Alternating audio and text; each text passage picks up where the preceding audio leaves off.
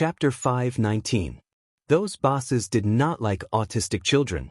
Without a market, Luo Hanjin was a little aggrieved, so he beat her up to vent his anger. It was not that he did not harbor any ill intentions toward her. He had tried to get physical with her, but she resisted so fiercely that he gave up on the idea. Later, the Yun family adopted her and donated a sky-high amount of money to the orphanage. I swear, I really didn't do anything to her. The so-called groping was only touching her hand. Luo Hanjin was so frightened that he broke out in a cold sweat. Li Hanlin's eyes were filled with disgust when he heard this. He turned to look at Yun Tianyu, only to see the latter's gloomy face. Touched her hand? Yun Tianyu's face darkened, and his lips curled up slightly. Your hand is really dirty. Luo Hanjin nodded his head repeatedly. Yes, dirty. If you say it's dirty, then it's dirty. Since you think it's dirty too, then what should I do? Yun Tianyu gracefully propped his chin on one hand and tapped his finger on the table. Cripple it yourself. Li Hanlin threw a small knife to Luo Hanjin. Do it. What do you mean? Cripple whichever hand you touched her with, ordered Yun Tianyu coldly. Luo Hanjin was stunned. Was this child joking with him? How could he say such cruel and merciless words in such a casual manner? Was he really a 6-year-old child? Are you kidding me? Sometimes, the rules of this world are really interesting. You left those children with nightmares and pain that they can't erase for the rest of their lives. Now, you're serving your sentence in prison. Do you really think that prison can erase your sins? Yun Tianyu slowly got up and walked up to him. His eyes were filled with disgust. What did you ask me? I've answered all your questions honestly. What else do you want me to do? What do I want? I want to dig out your heart and see if it's black or not. Yun Tianyu said blandly. It's just that I find it dirty. Luo Hanjin trembled with fear and broke out in a cold sweat. He did not doubt that this child would dare to do so and was not just trying to scare him. But why did you? He suddenly realized something and lowered his head to look at the girl's delicate face in the photo. His face stiffened, and he mechanically raised his head to look at Yun Tianyu's face in horror. Their facial features were similar. Especially between their eyebrows, they were extremely similar. Who is she to you? Do it yourself, lest you dirty my hands. Yun Tianyu nonchalantly replied, if I were to make a move, it wouldn't be as simple as just crippling your hand. Luo Hanjin was startled. Looking at Yun Tianyu's pair of gloomy and chilling eyes, he fell into great fear and trembled. He had never believed in retribution. Even though the truth had been exposed and he had been sent to prison, he had seen his sentence reduced over the past few years through various means. He was even more convinced that the retribution was just a joke. But retribution would really come. And now it was here. He could tell that this child was not a simple character. Luo Hanjin's entire body trembled as he fell into extreme despair. Li Hanlin asked kindly, do you need my help? Chapter 5:20. A blood-curdling scream echoed in the interrogation room. Continue. I was wrong. Amid the excruciating pain, Luo Hanjin gritted his teeth and stabbed a second time. His legs trembled as he sank into madness.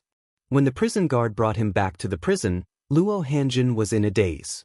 He kept begging for mercy with bloodshot eyes and an ashen face. Yun Tianyu watched coldly as the man was dragged away. His expression was cold and tense.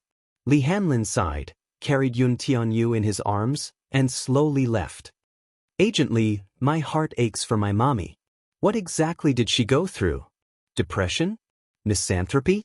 What kind of darkness did she go through? My heart hurts so much.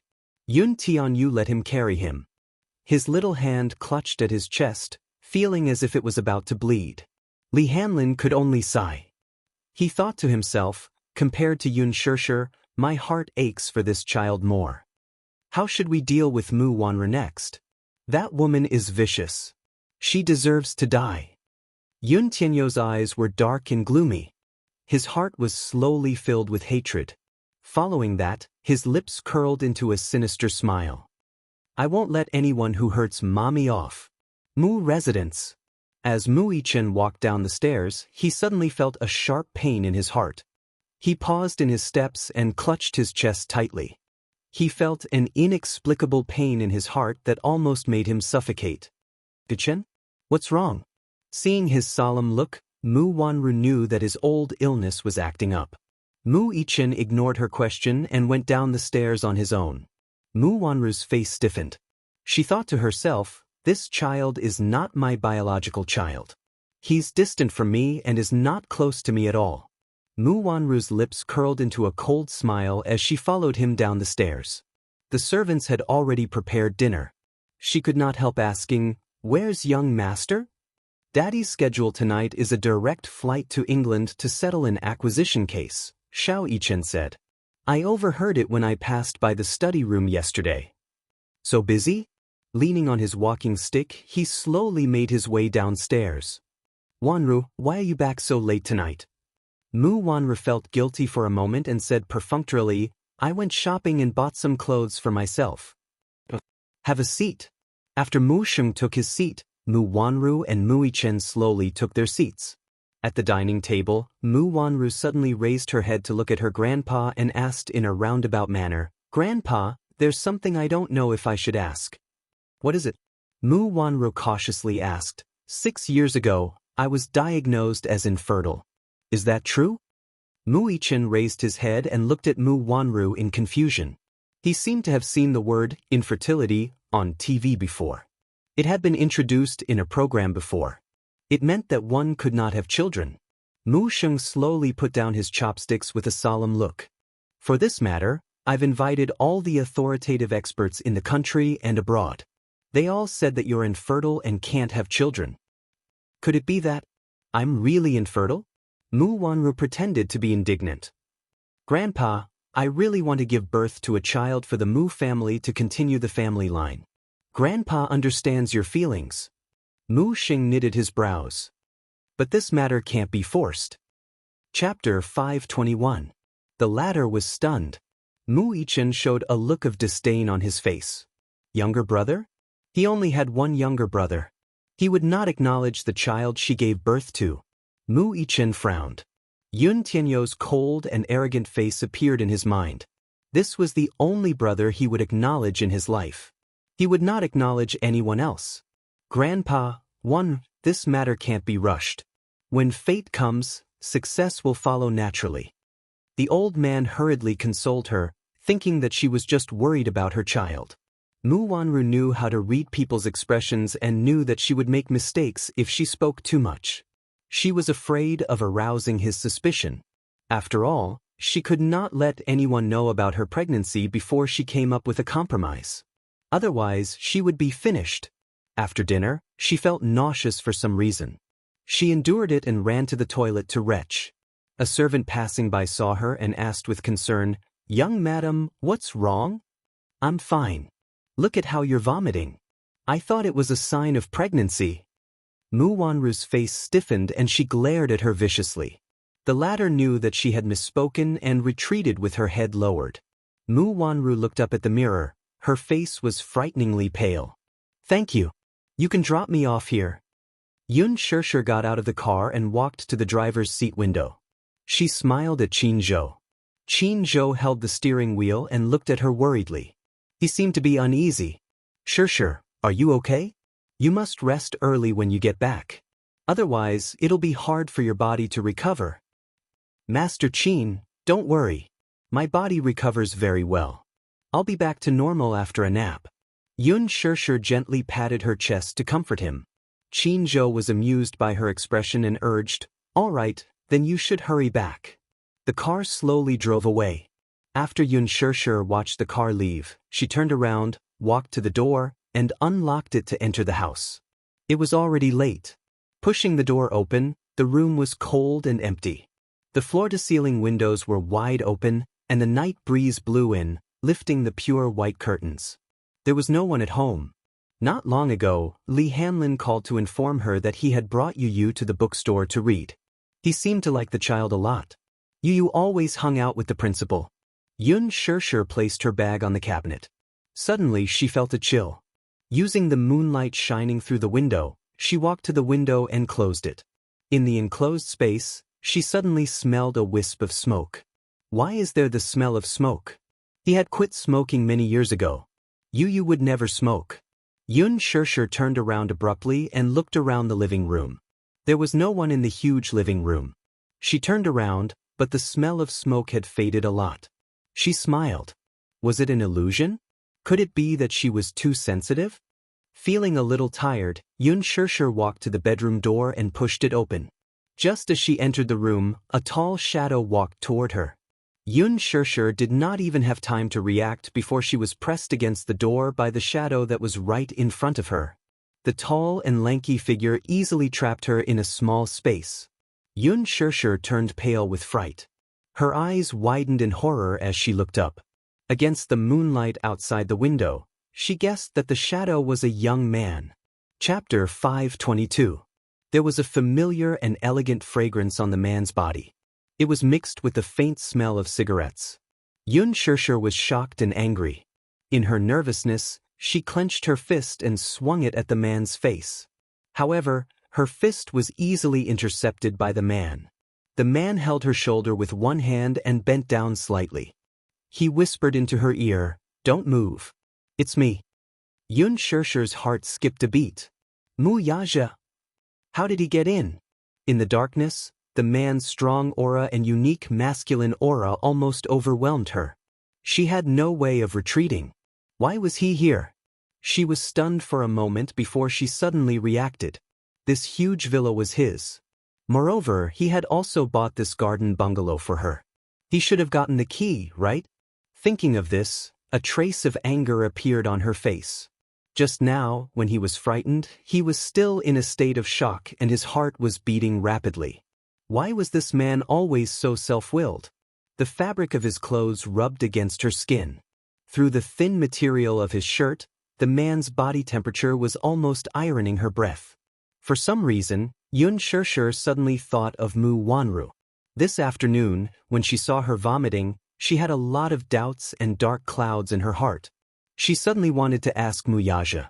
Did something happen between him and Mu Wanru? To put it more bluntly, did he touch Mu Wanru or any other woman? Or was she the only woman he had from the beginning to the end?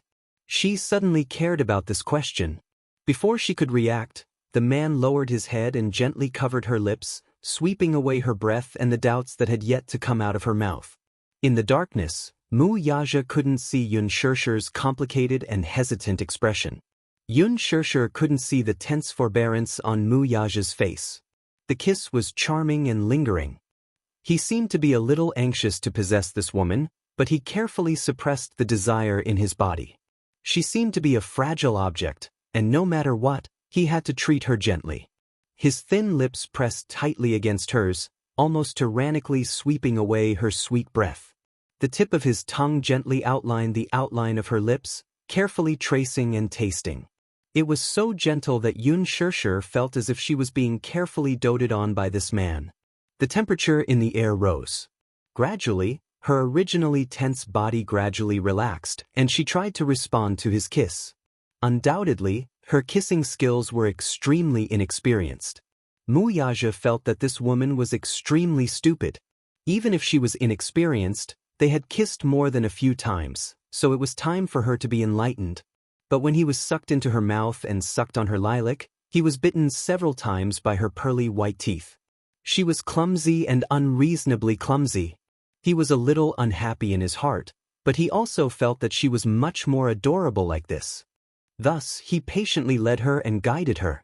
Following his guidance, Yun Shirshir responded to him bit by bit. At this moment, their breaths were intertwined and their lips were touching. Because their bodies were so close to each other, they could easily feel each other's body temperature. Yun Shirshir could also naturally feel the subtle changes in the man's body. Her face immediately turned hot. Yun Shirshir was pressed against the door by him, almost unable to resist. Chapter 523. Mu Yaja lowered his head to look at her, taking in all the embarrassment and coquettishness on her face. He brazenly pressed her against the door and slid his hand under her skirt. "Don't." Yun Shirshir was shocked. "You had come back at some point. What did this man want to do?" Mu Yaja leaned against her ear and teased her white earlobe. Sure, I want you. His warm breath brushed against her face. He said her name softly. His tone was affectionate, and there was a hint of desire in it. It was as if he was pleasing her. Sure. This man rarely called her that. Now that he said her name in such a tone, she almost lost her ability to resist.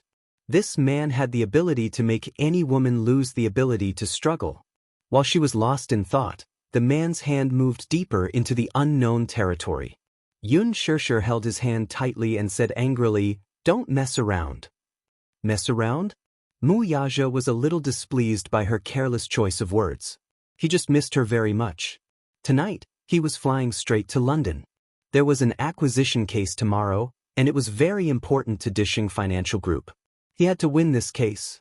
However, he was afraid that he wouldn't be able to return for half a month. Thinking that he would not be able to touch this woman for half a month, he was furious. He easily broke free from her resistance. His hand moved even deeper, and his body pressed against hers. Where he ignored her, his movements were a little more ruthless. In a flash, her clothes were stripped down to her shoulders. Yun Shirshir was shocked and angry. Her struggling became more intense. It was not that she did not have any desires, but Yu might be coming home soon. The first thing he would do when he got home was to make out with her. If the child were to witness this scene, thinking of that embarrassing situation, Yun Shirshir felt her face burning. She glared at the man. In the dark, the man ignored her warning eyes and kissed her again. This time, the kiss was not as gentle and calm as before. Instead, it carried a hint of urgency, as if he wanted to devour her whole. Yun Shirshir dodged his attack, and the man took the opportunity to kiss her neck, biting it lightly. Ah, was this man in heat again? What a beast in human clothing. While they were tearing at each other, there were a few times where they almost went off by accident. Mu Yaja secretly gritted his teeth. He was a little angry, so he increased the strength of his hand.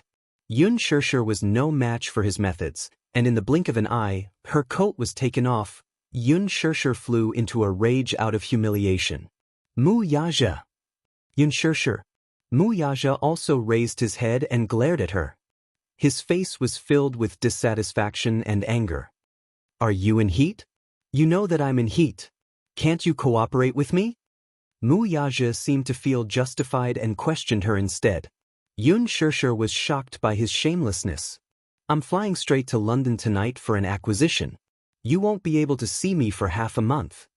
Mu Yaja grabbed her chin. You really don't want me at all? Yun Shirshir's face and ears turned red from his explicit questioning.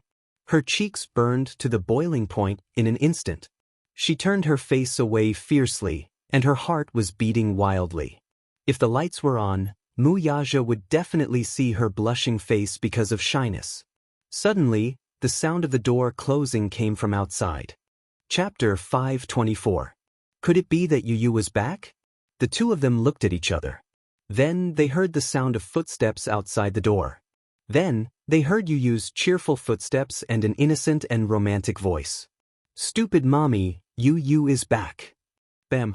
The little bun seemed to have turned on the lights in the living room. Then he made a sound of surprise and ran upstairs to look for her. Mommy, Mu Yaja's eyes twitched. Why didn't this rascal come back earlier or later? Why did he come back at such an unlucky time? Yun Shirshir was also very embarrassed. Her mind was blank, but she didn't dare to respond and hurriedly put on her coat. In the dark, she couldn't see where he threw the coat. She didn't dare to turn on the lights for fear of making too much noise. Yun Shirshir was so embarrassed that she wanted to die. She felt like she was about to be caught in the act. Where are my clothes? Yun Shirshir used the opportunity when the little bun went upstairs to look for her clothes. In a hurry, she pushed Mu Yaja away. However, perhaps because she was too flustered, she didn't bother to turn on the lights. In the dark, she stumbled and bumped into Mu Yaja's chin. Ugh. The two of them were caught off guard, and their bodies collided. Mu Yaja was in pain, so he didn't stabilize himself and fell backward. Yun Shirshir's straps got caught on Mu Yaja's shirt button, and she fell down with her body against his. With a dull thud, the two of them fell to the ground. Mu Yaja was a little speechless. He muttered, "Stupid woman. How dare you blame me? Don't you know how to turn on the lights first? Damn, what if he comes looking for you after I turn on the lights? Lock the door first." Yun Shirshir quickly got up, but she didn't realize that the strap on her dress was still wrapped around the man's shirt button. She got up, but due to the force of gravity, she fell back onto Mu Yaja's chest. The man was almost touched by her IQ. "Your clothes? What do you mean? It caught my button." The man gritted his teeth. Yun Shirshir's face was extremely embarrassed. She immediately reached out to untie it, but she couldn't untie it for a long time. Mu Yaja was both angry and amused. Why did he end up in such an awkward situation when he wanted to spend some time with her before he left the country? "Turn on the lights first. Stand up first. How are you going to stand if my clothes are twisted and buttoned up? How am I supposed to turn on the lights with you on top of me?" The man was silent for half a second. "Where's the switch?" Yun Shirshir held her forehead and sighed. She was about to break down. Yun Tianyu wandered around upstairs but did not find anyone. He then ran to the rooftop to take a look. His mommy had some plants there, and she would usually water them when she got home. There was no one on the rooftop either. The little lad was puzzled. Could it be that she was not home yet? He was a little worried, so he quickly took out his phone and dialed Yun Shirshir's number. After a few seconds of silence, a ringtone was heard from the living room downstairs.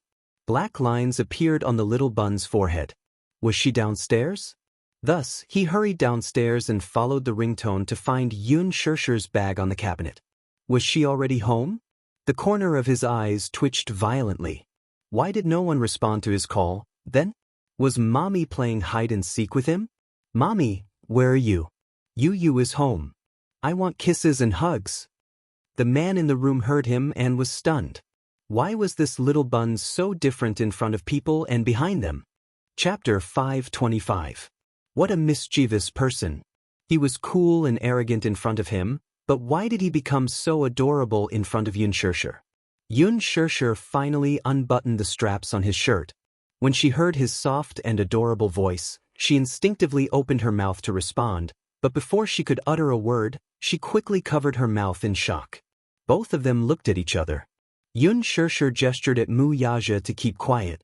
Shoo, now, even Mu Yaja could not help but feel that the two were not being affectionate and were having an affair. It was as if they were caught red-handed. Yun Shirshir put on her coat and looked around. She walked to the floor-to-ceiling window and pulled it open. Outside was the courtyard. She turned to look at Mu Yaja and urged him in a low voice, "Leave quickly."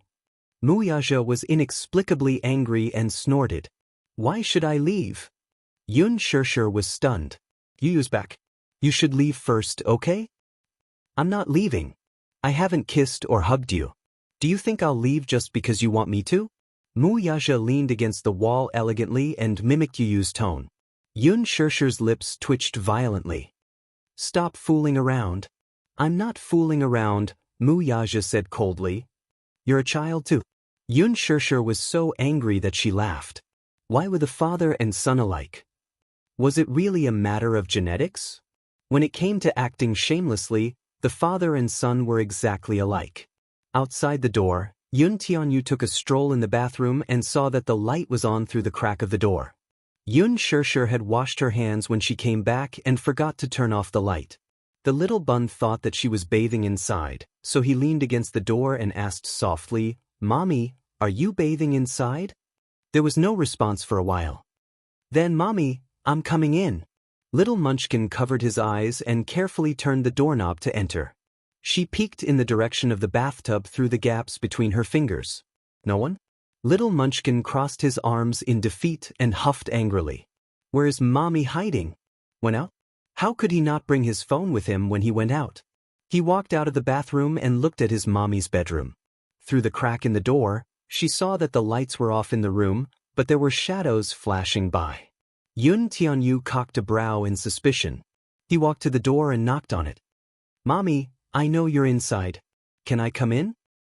Yun Shirshir's lips twitched as she glared at Mu Yaja. The latter had a relaxed look on his face, and there was no trace of panic on his face. He crooked his finger at her, and then his slender finger gently tapped his cheek as a hint. Even though Yun Shirshir was angry, she couldn't do anything to him. She walked in front of him. The man grabbed her arm and pulled it hard, and she fell into his embrace. Yun Shirshir gritted her teeth, tiptoed, held his handsome face, and kissed his thin lips. The kiss deepened.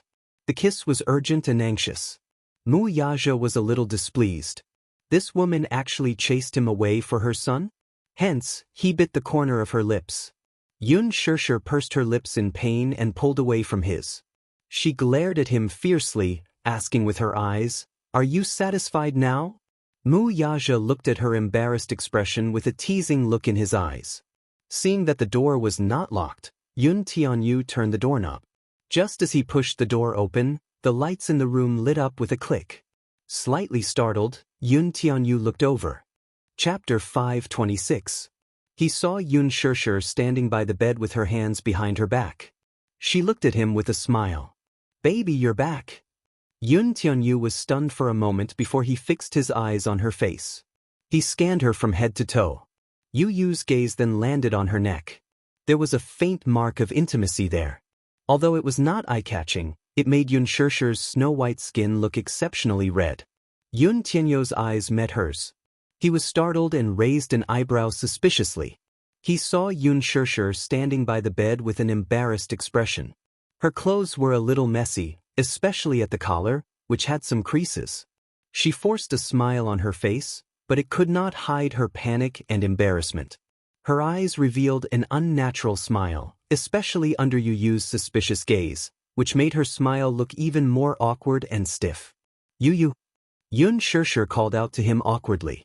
Following his gaze, she realized that her clothes were a little wrinkled. She then smiled awkwardly, only to see Yu's eyes still sizing her up. As if he had caught some clues, the expression on his young face darkened. His gaze made her feel extremely awkward. There was a moment of dead silence. Yun Shirshir broke the awkwardness. "Yu Yu, what's wrong with you?" Yu Yu was silent for a moment before he glanced at her from the corner of his eyes. With a strange look, he asked, "Mommy, I called you so many times, why didn't you reply to me?" "Because, Mommy, are you doing something sneaky?" Yun Shirshir's face turned red as she choked on her words. She had no words to explain. She sat by the bed and patted it. "Come, you sit." She tried to change the topic. Yu was still suspicious. He looked around and saw that the room was neat and tidy. There was nothing out of the ordinary. Only then did he dispel some of his doubts. He walked over and threw himself into Yun Shirshir's arms. "Mommy." Yu Yu frowned when she threw herself into Yun Shirshir's arms. His nose was especially sensitive, and he immediately smelled the fresh and elegant fragrance on Yun Shirshir's body. His sharp nose told him that it was a man's perfume, a little like cologne. When he used to go shopping with his mother, he had smelled the same scent when they passed by the perfume counter. Yu Yu's heart skipped a beat. She felt that this fragrance was strangely familiar. Muyaja? He was here. Yun Shirshir lowered her head and held his smiling face. She kissed him on both cheeks and intimately rubbed the tip of his nose. However, she saw that his expression was a little strange. "Yu Yu, what's wrong? Mommy's body smells like perfume." Yu Yu looked at her with a pout and didn't mince his words. Yun Shirshir stuttered awkwardly. "That's Mommy's perfume." "Nonsense. Mommy's body smells good. She never wears perfume." Yu Yu mercilessly exposed her lie. Yun Shirshir's expression froze. Was this child usually so observant? He even knew whether she wore perfume or not. Yu Yu decided to get to the bottom of this. Hence, he pointed at the red mark on her neck and asked, "What's this?" "Here. It's red." Yu Yu narrowed his eyes and continued to ask. Chapter 527. When did he leave it?" "That bastard." Yu Yu chased after her and asked, "Mommy, what's that?" "It's a mosquito bite." "That's not a mosquito bite." Yu placed his hands on his chest. He was obviously unhappy with her contradictory explanation. She turned around and saw the little bun looking at her suspiciously. He suddenly said, "There's something going on." Silence. Did this child have to be so sensitive? The child was too smart. It wasn't good. She didn't know how to deal with it. Yun Shirshir didn't know whether to laugh or cry. She hurriedly went into the bathroom and tidied up her messy clothes in front of the mirror. Yu walked around the room and suddenly found a shoe print on the floor-to-ceiling window. They had hired a cleaner, and a cleaner would come to clean the room regularly every day. The room was always clean. He squatted down and touched the print. It was still fresh and seemed to have been left not long ago. He walked to the floor-to-ceiling window and pushed it open. He walked to the balcony and turned on the lights in the courtyard. He looked around. There was a melodious whistle. Yu's expression changed. He looked in the direction of the sound and saw a tall man standing under a tree in the courtyard with his hands in his pockets. Who's that? Mu Yaja slowly walked out from under the tree. Under the light, his handsome face broke into a sinister smirk, which was full of evil intent. He was wearing a shirt with the collar slightly open. There was also a red kiss mark on the same spot as Yun Shirshir's. It was bright and eye-catching. Mu Yaja smiled evilly and looked at Yu provocatively. This man was clearly openly provoking him. Yu clenched his fists in anger. His expression turned cold and he looked unhappy. Mu Yaja, however, seemed to ignore the anger on his face as he turned around and boldly left through the courtyard's back door. When Yun Shirshir returned to the room, she saw Yun Tianyu standing on the balcony outside the window. His stiff back showed a hint of anger. What's wrong? Yu? Yun Shirshir walked over and squatted in front of him. Yun Tianyu's handsome little face scrunched up in sadness. His eyes were brimming with tears. He looked so aggrieved that it was as if the sky was about to collapse on him. His little mouth pouted high into the air. I'm not happy. I want mommy's kisses and hugs. He had been working so hard outside, only to find that his dear mommy had been snatched away by that man. She had been kissed and hugged. She did not feel happy. Yun Shirshir immediately hugged him and coaxed him. Yu baby, what's wrong? Mommy betrayed me. Yu cried as he rubbed his tears. Mommy must have other babies in her heart. Yu is no longer the first in her heart. Yun Shirshir broke out in a cold sweat and quickly coaxed him. Oh no. Yu will always be the first in mommy's heart. No one can replace you. Woo. I don't believe it. Yu complained tearfully. Mommy's heart has changed. Mommy doesn't love Yu anymore.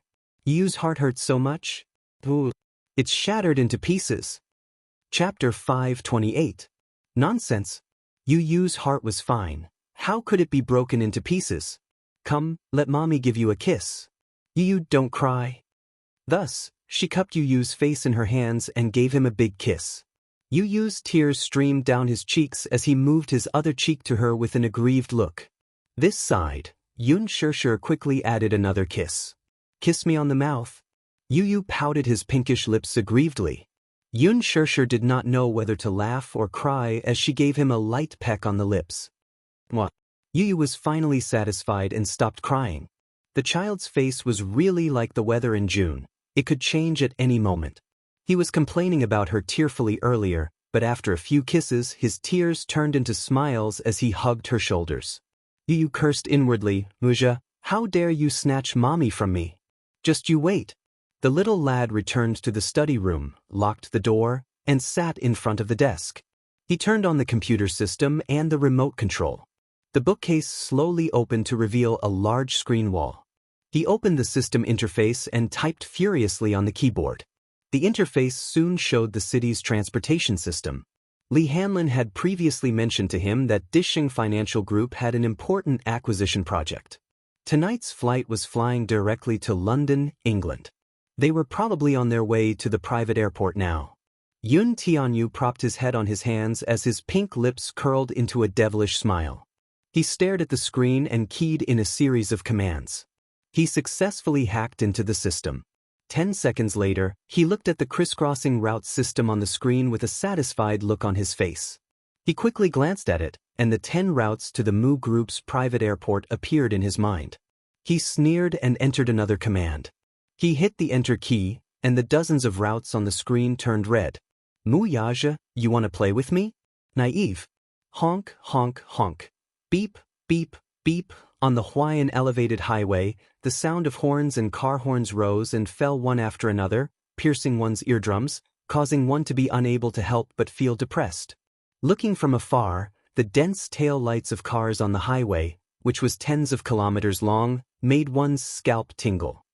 Chairman Mu, there seems to be a traffic jam ahead. The driver turned around and asked anxiously.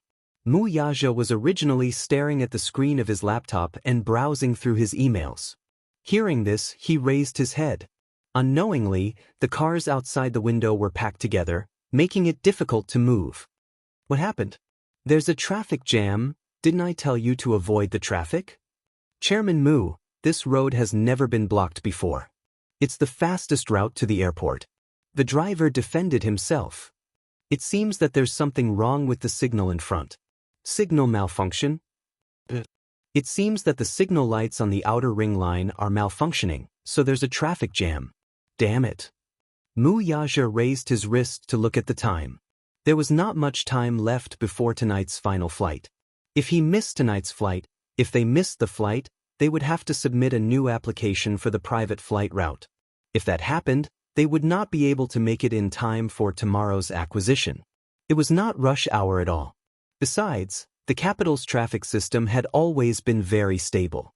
Why would the signal malfunction for no reason? The traffic police hurried over to unblock the traffic jam. They were in a terrible fix. Chapter 529. Mu Yaja sped all the way to the airport and almost missed the flight. Just as he was about to board the plane, his phone rang. Mu Yaja picked up the call. The little lad's devilish yet childish voice came from the other end. Mu Yaja, this is what you get for openly provoking me. Mu Yaja was stunned. Did you do all this? The man's handsome brows arched in disbelief. How could such a huge city's transportation system be so easily hacked by a 7-year-old child? If the Minister of Transportation knew that the culprit behind the system's paralysis was a 7-year-old boy, how would he feel? Who else do you think I did it? In the study room, Yun Tianyu had his earpiece on as he fiddled with the 17th order Rubik's Cube. His lips curled into a playful smile.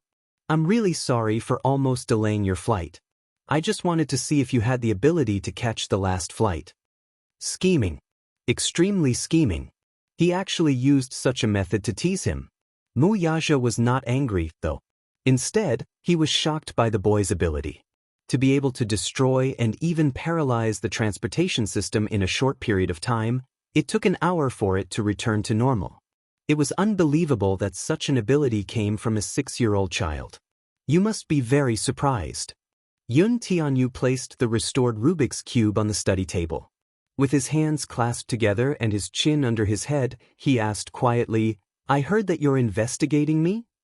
Haven't you been investigating the chairman of Leji Holdings? Mu Yaja's face instantly tensed up. He had an inexplicable premonition. Mu Yaja, since you're my daddy, I'll tell you in secret. Yun Tianyu looked at the phone and casually enunciated each word. I'm the chairman of Leji Holdings. You. Mu Yaja was stunned. The chairman of the world's largest toy supplier, Leji Holdings, was actually him. Yun Tianyu smiled. He could vaguely imagine Mu Yaja's shocked expression right now.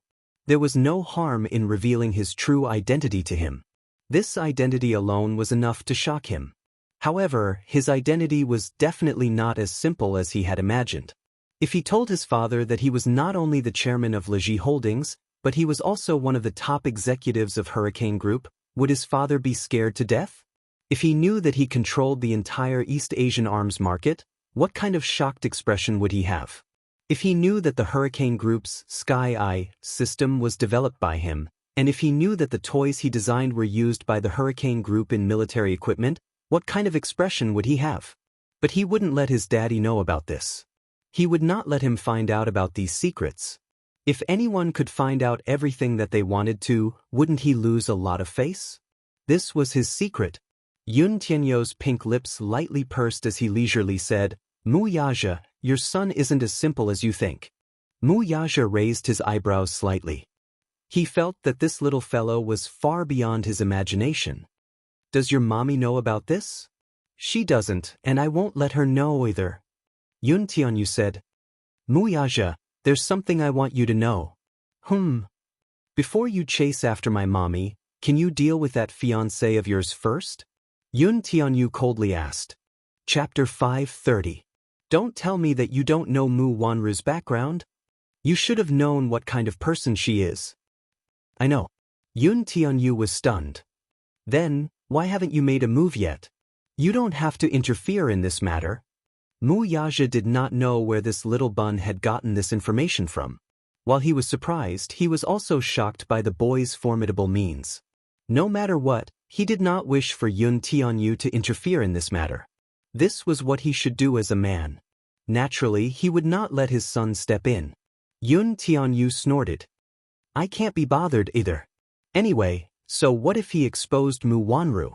He did not wish for his mother to return to the Mu family and become the so-called Missy of the Mu family.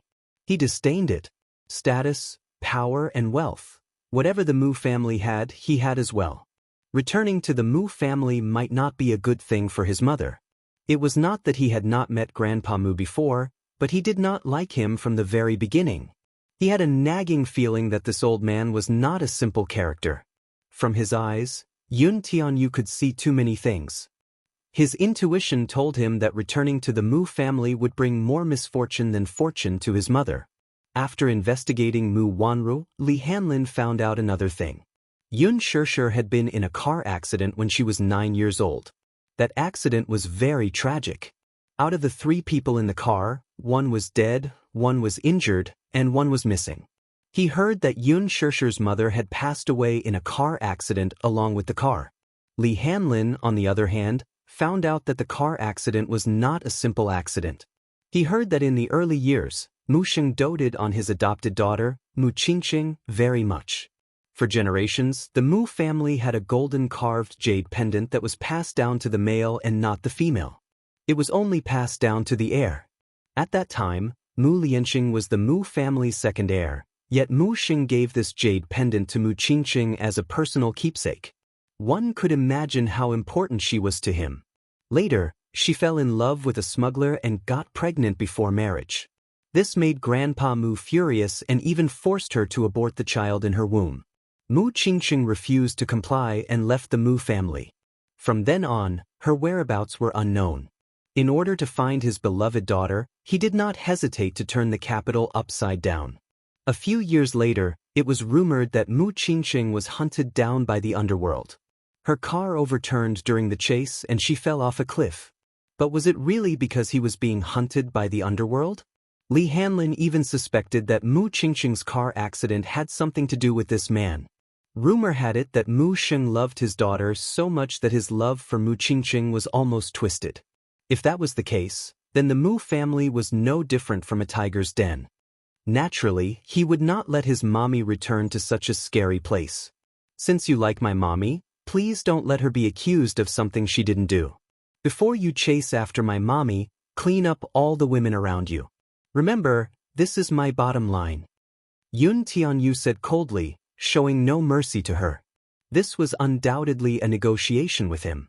There was no doubt that Yun Tianyu had the right to negotiate with him. My mommy is beautiful, gentle, and has such an outstanding son like me. Do you think she can only have you? He felt disgusted at the thought of what Mu Wanru had done to bully his mommy. Chapter 531. However, if Mu Wanru did not know the immensity of heaven and earth and came knocking on his door again and again, he did not mind getting rid of her personally. He did not want her to be an eyesore. Mu Yaja did not know how far his investigation had progressed. However, he kept Mu Wanru alive because he had his own plans. Similarly, at least for now, he would not let Yun Shishir return to the Mu family. He was stingy with his explanation and only said, "Don't worry, I'll handle it well." Muyaja, don't let your son down. Yun Tianyu raised a brow, satisfied with his reply. After hanging up the phone, Yun Tianyu walked out of the study room. Yun Shishir had already prepared dinner for him. Yun Shishir, who had no idea what had just happened, saw the little lad walk out of the study room and immediately called out, "Yu, come and have dinner." But it was rare for Yun Shishir to cook, and Yu was extremely touched. When he walked to the dining table and saw the 2 bowls of instant noodles on it, Yu Yu's face darkened and the corner of his mouth twitched. What is this? Noodles, Yun Shirshir answered in embarrassment. What's that charred lump on the noodles? Yu Yu pointed stiffly at the lump of unknown yellowish substance floating on the surface of the noodles. Yun Shirshir nervously answered, It's a poached egg. I didn't pay attention to the heat when I was frying it. Then what about this? Yu Yu fiddled with his chopsticks, and some diced meat floated in the broth. Square leg meat. It's more flavorful after being diced, Yun Shirshir explained. Yu Yu remained silent. Mommy, I want it to be simpler. Besides, the instant noodles are delicious. Yu Yu, don't be picky. Mommy has worked very hard. Yun Shirshir looked guilty and begged for mercy with her hands clasped together. Mommy, your cooking skills are so poor, aren't you afraid that you won't be able to get married? Yun Shirshir said without thinking, I'm not afraid. Yu Yu sat down at the table and asked curiously. Because Yu Yu's cooking is the best. Whoever marries Mommy is simply blessed by the heavens. Yun Shirshir said with a face full of satisfaction. Yu Yu blushed and said, Mommy is the worst. Dinner was the simplest of instant noodles, fried eggs, and diced meat. It seemed a little shabby. However, she hadn't cooked for a long time. She didn't have much inspiration after entering the kitchen, so she simply made 2 bowls of noodles. It was simple and convenient. Even though Yu Yu complained, she still finished the broth without leaving a single drop behind. It was his dearest mommy who cooked it after all. Even if the standard of the fried eggs was not satisfactory, they were cooked by his mommy, after all. He would not be picky about it. Yun Shirshir felt a little guilty. Yu Yu, isn't Mommy too irresponsible? I cooked instant noodles for you to eat. Yu Yu said faintly, Mommy still has self-awareness, right? Yun Shirshir was silent. Forget it. I forgive you. Yu Yu put down his bowl and chopsticks, looked up at her, and smiled. My mommy is only responsible for being beautiful, while Yu Yu is responsible for earning money to support the family. You are only 7 years old. How can you earn money to support the family? Yun Shirshir was amused by him. What if I say that I can? Yun Tianyu suddenly asked. Yun Shirshir did not understand what he meant. Forget it. Mommy is so stupid. He still did not have the courage to confess everything to her. Forget it. Let's wait a while more. I'll find a suitable opportunity to confess everything to her. Chapter 5:32. On the private jet. Mu Yaja sat leisurely on the sofa, stirring his coffee absent-mindedly. His eyes were gloomy and deep. Yun Tianyou's arrogant words still rang in his ears. For the past 2 days, he had indeed ordered people to investigate who Leji Holdings' senior board members were. Never would he have thought that the chairman of Leji Holdings a year ago was actually Yun Tianyu. A year ago? How old was he? 6 years old? A 6-year-old kid sitting on the board of directors? Who would believe that? It was no wonder. Even Leji Holdings' senior management had not seen this mysterious chairman before. If anyone were to find out that the chairman was actually a 7-year-old kid, no one would be able to accept it. What was the relationship between Yun Tianyu and Hurricane Group? He found out that the chairman was inextricably linked to the Hurricane Group. Could it be that Yun Tianyu had a close relationship with the Hurricane Group? He had threatened him to get rid of the women around him. Yun Tianyu had specifically emphasized Mu Wanru. Could it be that he had already found out about Mu Wanru's background? Mu Yaja slowly put down his coffee cup with a frown. He had indeed found out about Mu Wanru's identity long ago. 15 years ago, when Mu Sheng brought Mu Wanru back to the Mu family, he did not suspect her identity because of the token she had given him. Because he was obsessed with Mu Qingqing, he poured all his love and longing for her to Mu Wanru. Grandpa Mu's love for her aroused Mu Lianqing's suspicions, and he proposed to do a paternity test for Mu Wanru. Mu Sheng also seriously scrutinized Mu Wanru's facial features. Indeed, there was a huge difference between her and Mu Qingqing. There was no trace of Mu Qingqing in her eyes. He was also a little apprehensive about whether she was Mu Qingqing's real daughter. However, when the paternity test results were released, everyone was convinced that the possibility of her being the daughter of Mu Wanru's parents was higher. However, as Mu Wanru became an adult, Even Grandpa Mu had many doubts about her identity. She didn't look like her at all. Regardless of appearance or temperament, they were completely different. Mu Sheng was also suspicious of her. Although her appearance was beautiful and delicate, she didn't look like that woman's at all, which aroused his suspicion. Hence, Grandpa Mu secretly ordered someone to take her hair for a DNA test. In the end, there was still no problem. Mu Yaja was suspicious and secretly investigated, only to find out that Mu Wanru had secretly bribed the people in the genetics department in the hospital to change the DNA test results. Because of this, the old man was convinced. However, the real DNA report had been secretly destroyed by Mu Wanru. Mu Yaja was suspicious. Since she was not the real Mu Qingqing's daughter, then what was the matter with the DNA report from 15 years ago? Could it be that someone had secretly snuck in? He followed these clues and investigated further. Soon, he found out the identity of Mu Wanru. The paternity report from 15 years ago was also secretly tampered with. It was just that no one knew who had tampered with it. Mu Wanru's identity was fake, but the evidence was conclusive. However, Mu Yaja did not make it public immediately. At that time, he did not care whether his fiancée was real or fake. Chapter 5:33. As the rightful future head of the Mu family, his marriage had always been decided by the family. At that time, he could not even control his own marriage. He accepted it without resistance. Alas, when it came to Mu Wanru, he could not even lay a finger on her. Hence, on the eve of their engagement, he announced to Mu Wanru that she was infertile when he did a health checkup for her. Without a doubt, Mu Wanru was healthy and could conceive a healthy baby. However, the authoritative professor that Mu Yaja had bribed claimed that she was infertile. This news was like a bolt from the blue, and Mu Wanru was dealt a heavy blow. Her inability to conceive meant that her so-called young Madame Mu was merely a title in name to the Mu family, which valued the continuation of the family line. The Mu group had the most authoritative medical research center.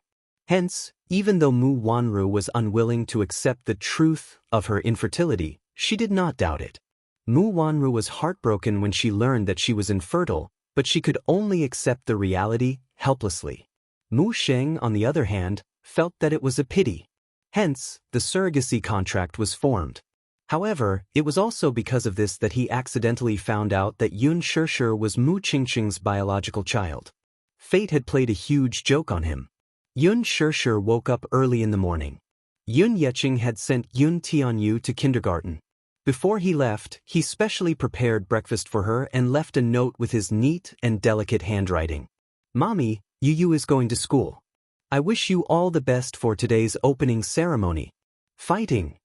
Yun Shishir was surprised. This little guy's handwriting was really beautiful.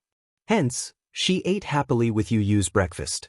When she was ready to leave the house, she saw a long Bentley and a Mercedes-Benz parked at the entrance.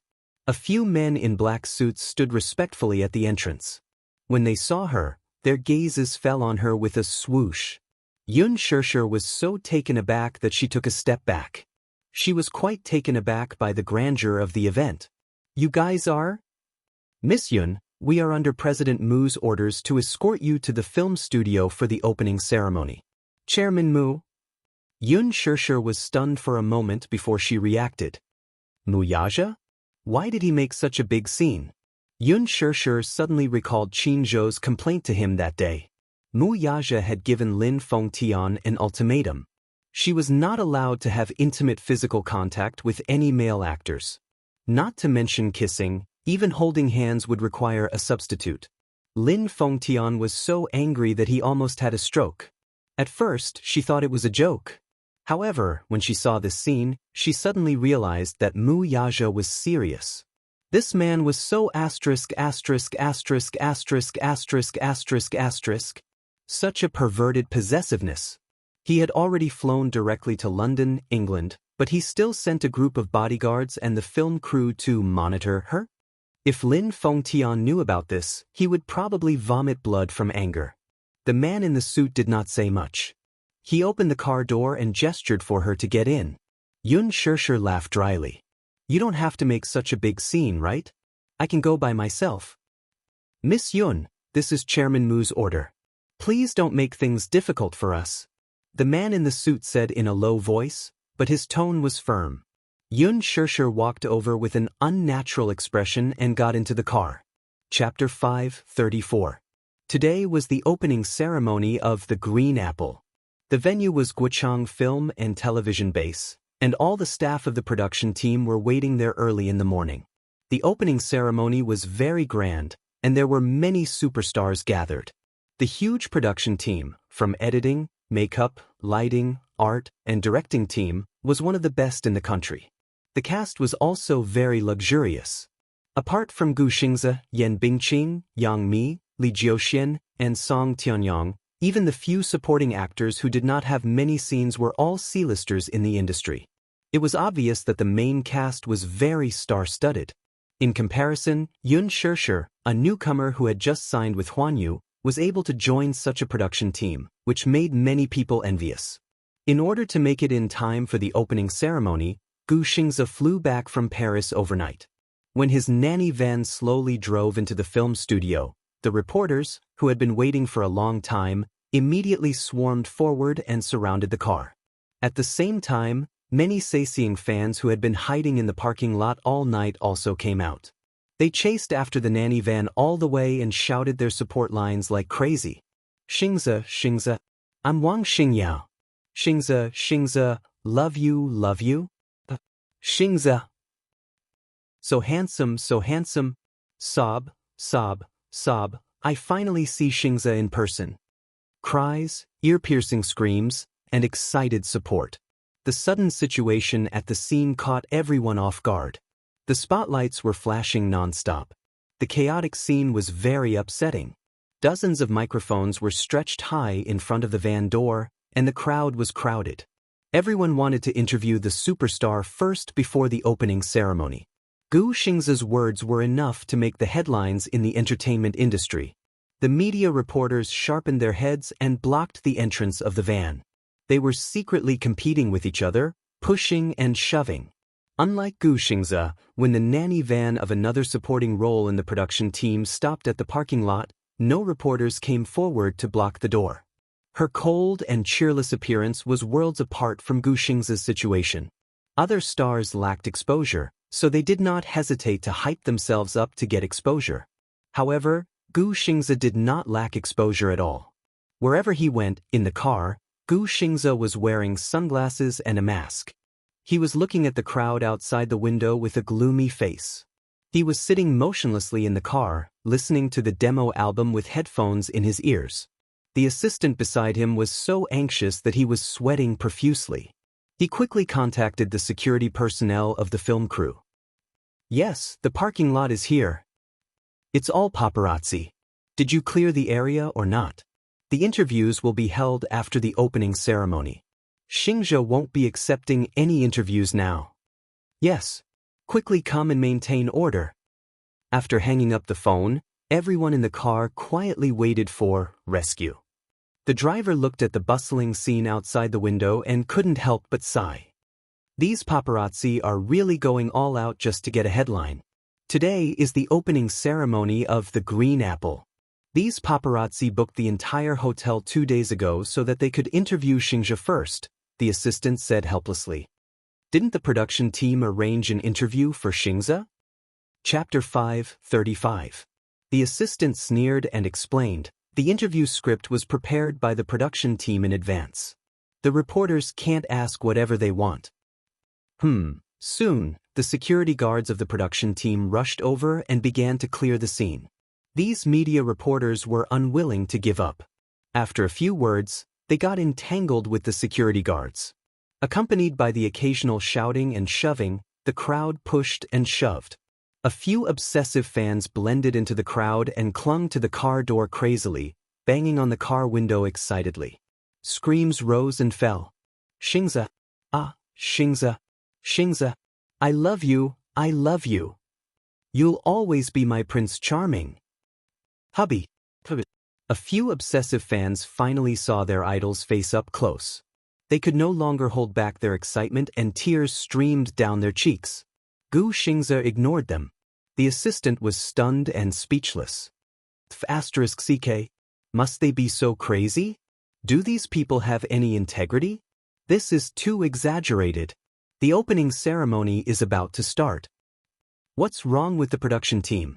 Why is the security so bad? They can't even clear the scene. What should we do? Someone complained. I guess the production team didn't expect Xingza's popularity to be so terrifying. Yun Shishir sat in the car. As soon as the car drove into the parking lot, she could hear the ear-piercing noise of the crowd through the car window. She looked out of the car window in surprise, only to see a nanny van surrounded by a crazy crowd. Among them, there were the security guards of the production team. Many media reporters carried their cameras and held recording pens. They blocked the front of the car and refused to budge. There were also many fanatical fans banging on the windows and doors as if they wanted to shatter the car window. The crazy scene made everyone speechless. What was going on?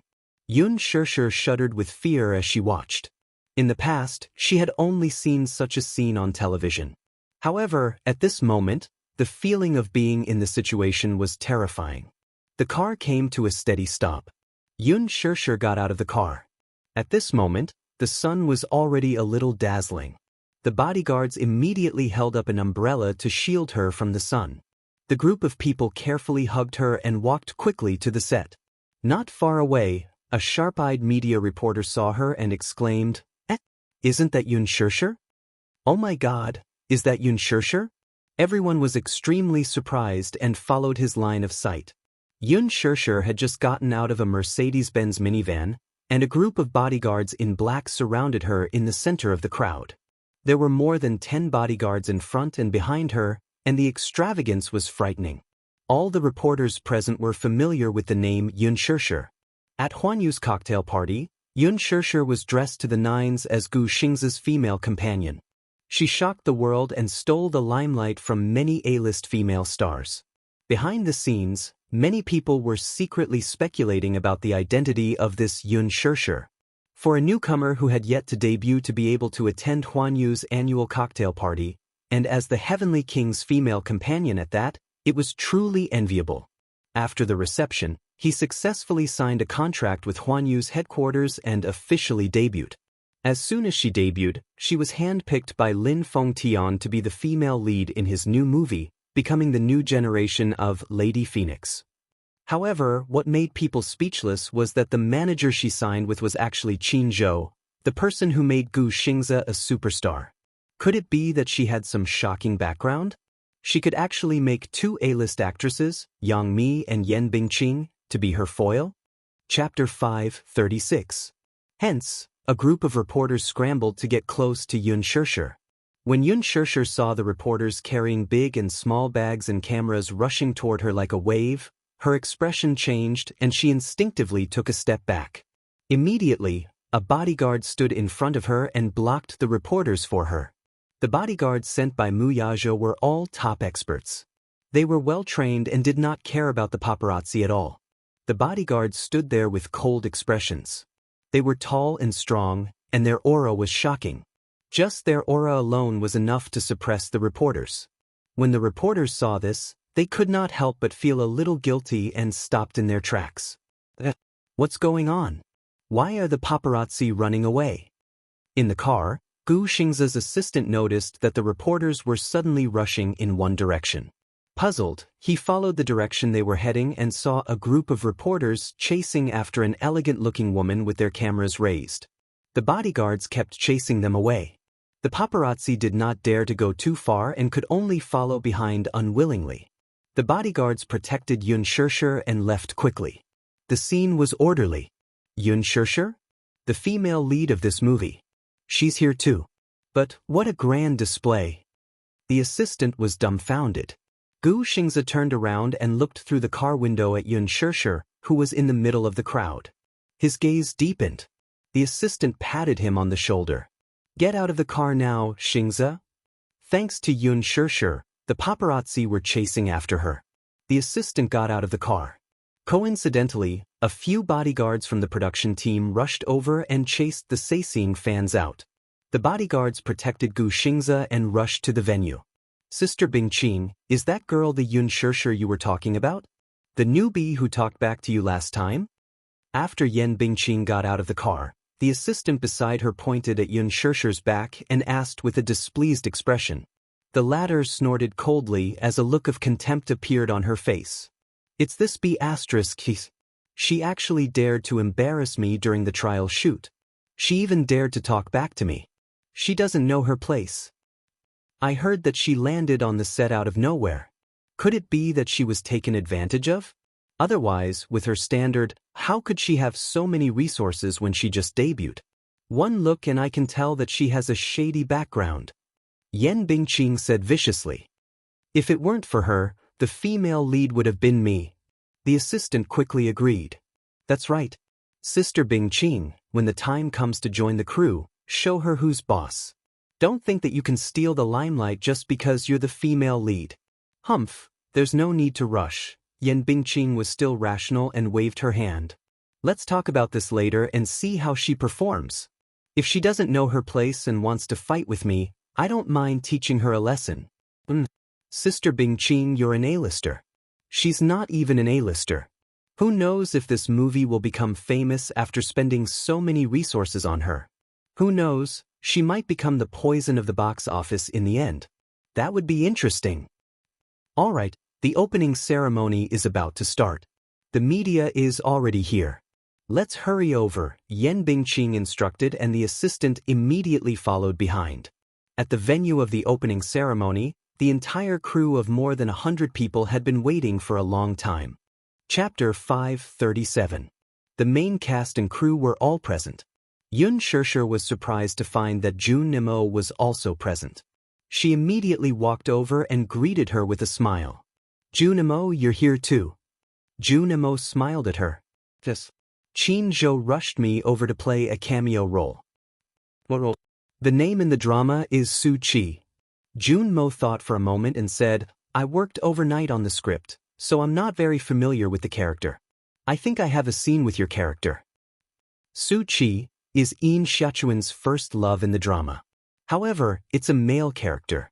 Yun Shishir suddenly broke out in cold sweat. She sized Jun Nemo up.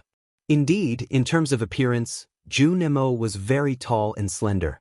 She had neat short hair and a handsome face.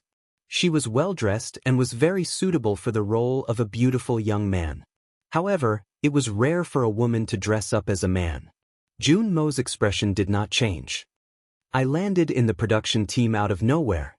Originally, this role had already been decided, but Qin Zhou snatched it from me in order to open up a career for me. At this point, Jun Nemo could not help but feel a little guilty.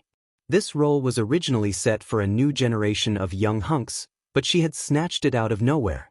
Moreover, she had even played a role. It was probably infuriating. Yun Shishir understood what she meant. Qin Zhou was hoping that she would develop into an actress. The Green Apple was a very good resource. Many new generation actors were racking their brains to get involved, even if it was just a supporting role with few scenes. Jun Nemo might be able to attract countless fans with this role. Lin Fengtian's movie focused on youth and was very popular among young people.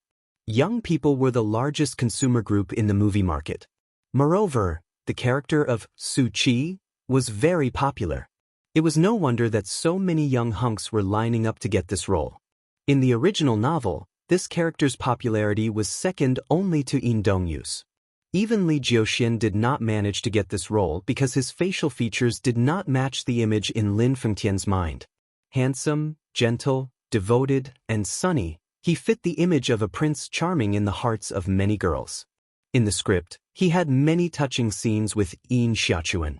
Regardless of gender, Jun Nemo was very suitable for this role. Jun Nemo smiled and said, I heard that there's a kissing scene between Yin Xiaochuan and Su Qi in the script. Shishir, you don't mind giving me your first screen kiss, do you? Yun Shishir's face immediately turned red. She pursed her lips and smiled shyly. Jun Nemo was touched by her pure smile and couldn't help but reach out to stroke her head. Alright, I was just teasing you. Don't take it seriously. Jun Nemo, I realize that you're quite a boyfriend. Jun Nemo was taken aback. Then, she smiled and said, how about I be your boyfriend? She leaned over and inched closer to her. Her expression was so gentle that one couldn't help but sink into it. Yoon Shirshir was in a daze as she stared at the woman's approaching face. Her heart started to beat wildly. Jun Imo looked at her reddening face with interest and couldn't help but chuckle. "Shirshir, you're so cute. Don't tease me." Behind them, Chin Zhou walked over and glared at the two of them. "The opening ceremony is about to begin. Hurry up and stand in line." Chapter 538. The opening ceremony officially began. First, the director and executive producer went on stage to speak to the media. Following that, the representatives from the various departments of the production team went on stage to offer incense. Finally, as one of the two main leads, Yoon Shirshir, who was Gu Xingze, naturally had to go on stage to offer incense. Yoon Shirshir and Gu Xingze went on stage face to face and the media erupted in cheers. The appearance of the two main leads was undoubtedly the climax of the opening ceremony. Youth movies were very strict about the looks of the main leads. Yoon Shirshir and Gu Xingze were the epitome of reverse aging. One was 24 years old and the other was 28 years old. When they stood together, they were the perfect match for the male and female leads in the original novel.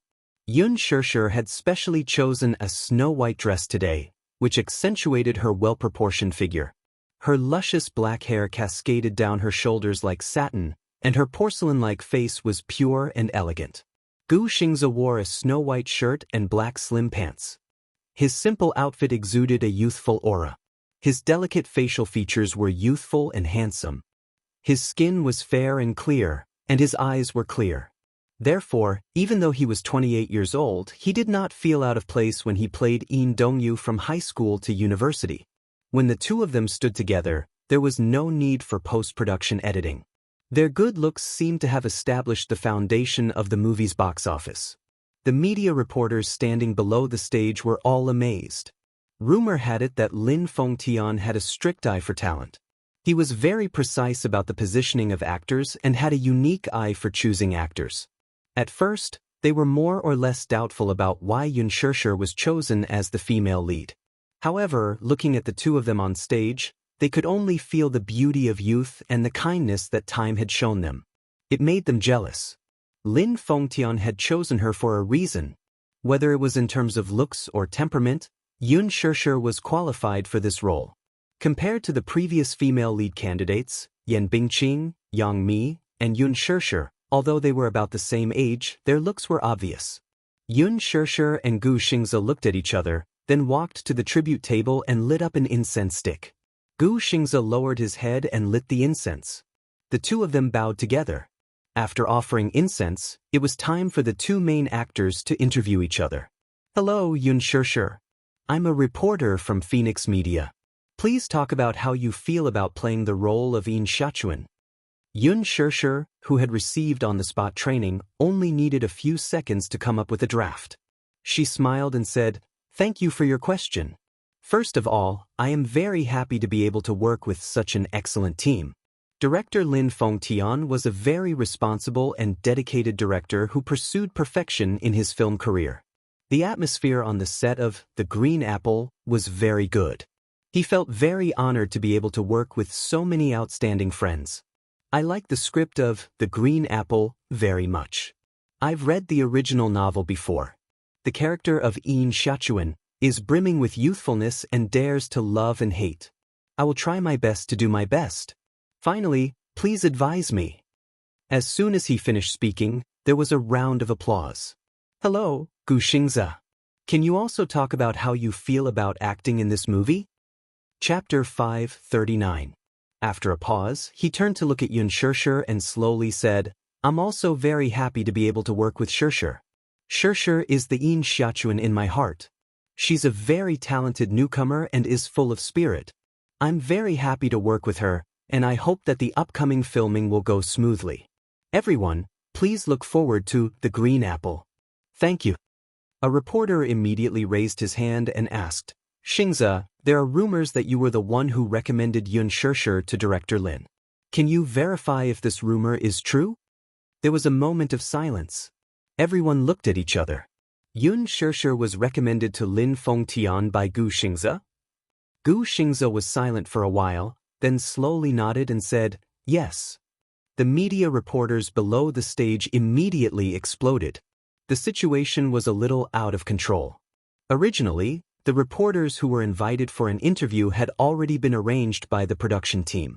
Now that Gu Xingze's speech had caused the reporters to become restless, the questions they asked were getting more and more deviated from the main topic of the interview. Xingze, what's your relationship with Yun Shishir? Gu Xingze calmly replied, we're friends. Just ordinary friends? There are rumors that Yun Shishir is your first girlfriend. Is this true? Nonsense. Gu Xingze, what do you think of Yun Shishir, this newcomer actress?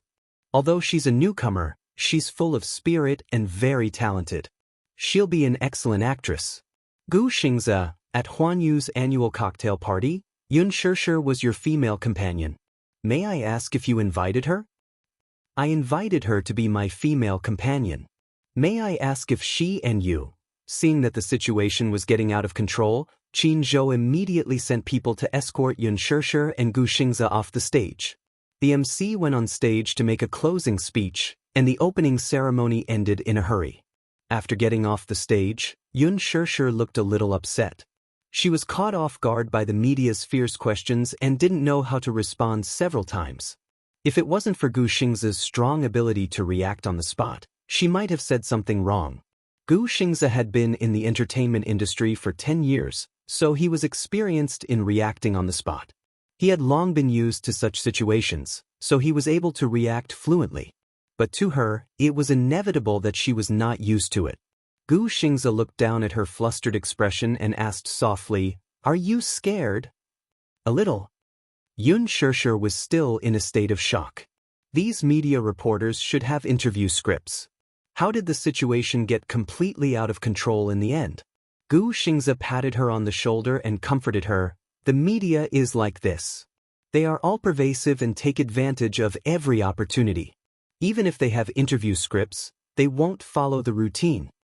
Yes, thank you for just now. If it wasn't for you, I wouldn't know what to do. Yun Shishir thanked him sincerely. Gu Xingze only smiled.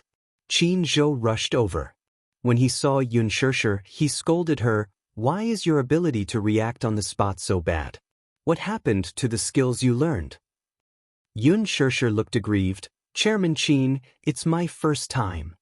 Qin Zhou was angry and ignored her explanation. You almost said something wrong a few times just now. You really scared me to death. If it wasn't for Xingze, you would definitely have been led into the gutter by those sly media reporters. Yun Shishir was scolded until she felt hopeless. Chapter 540. Even if you don't know how to respond, you have to smile, okay?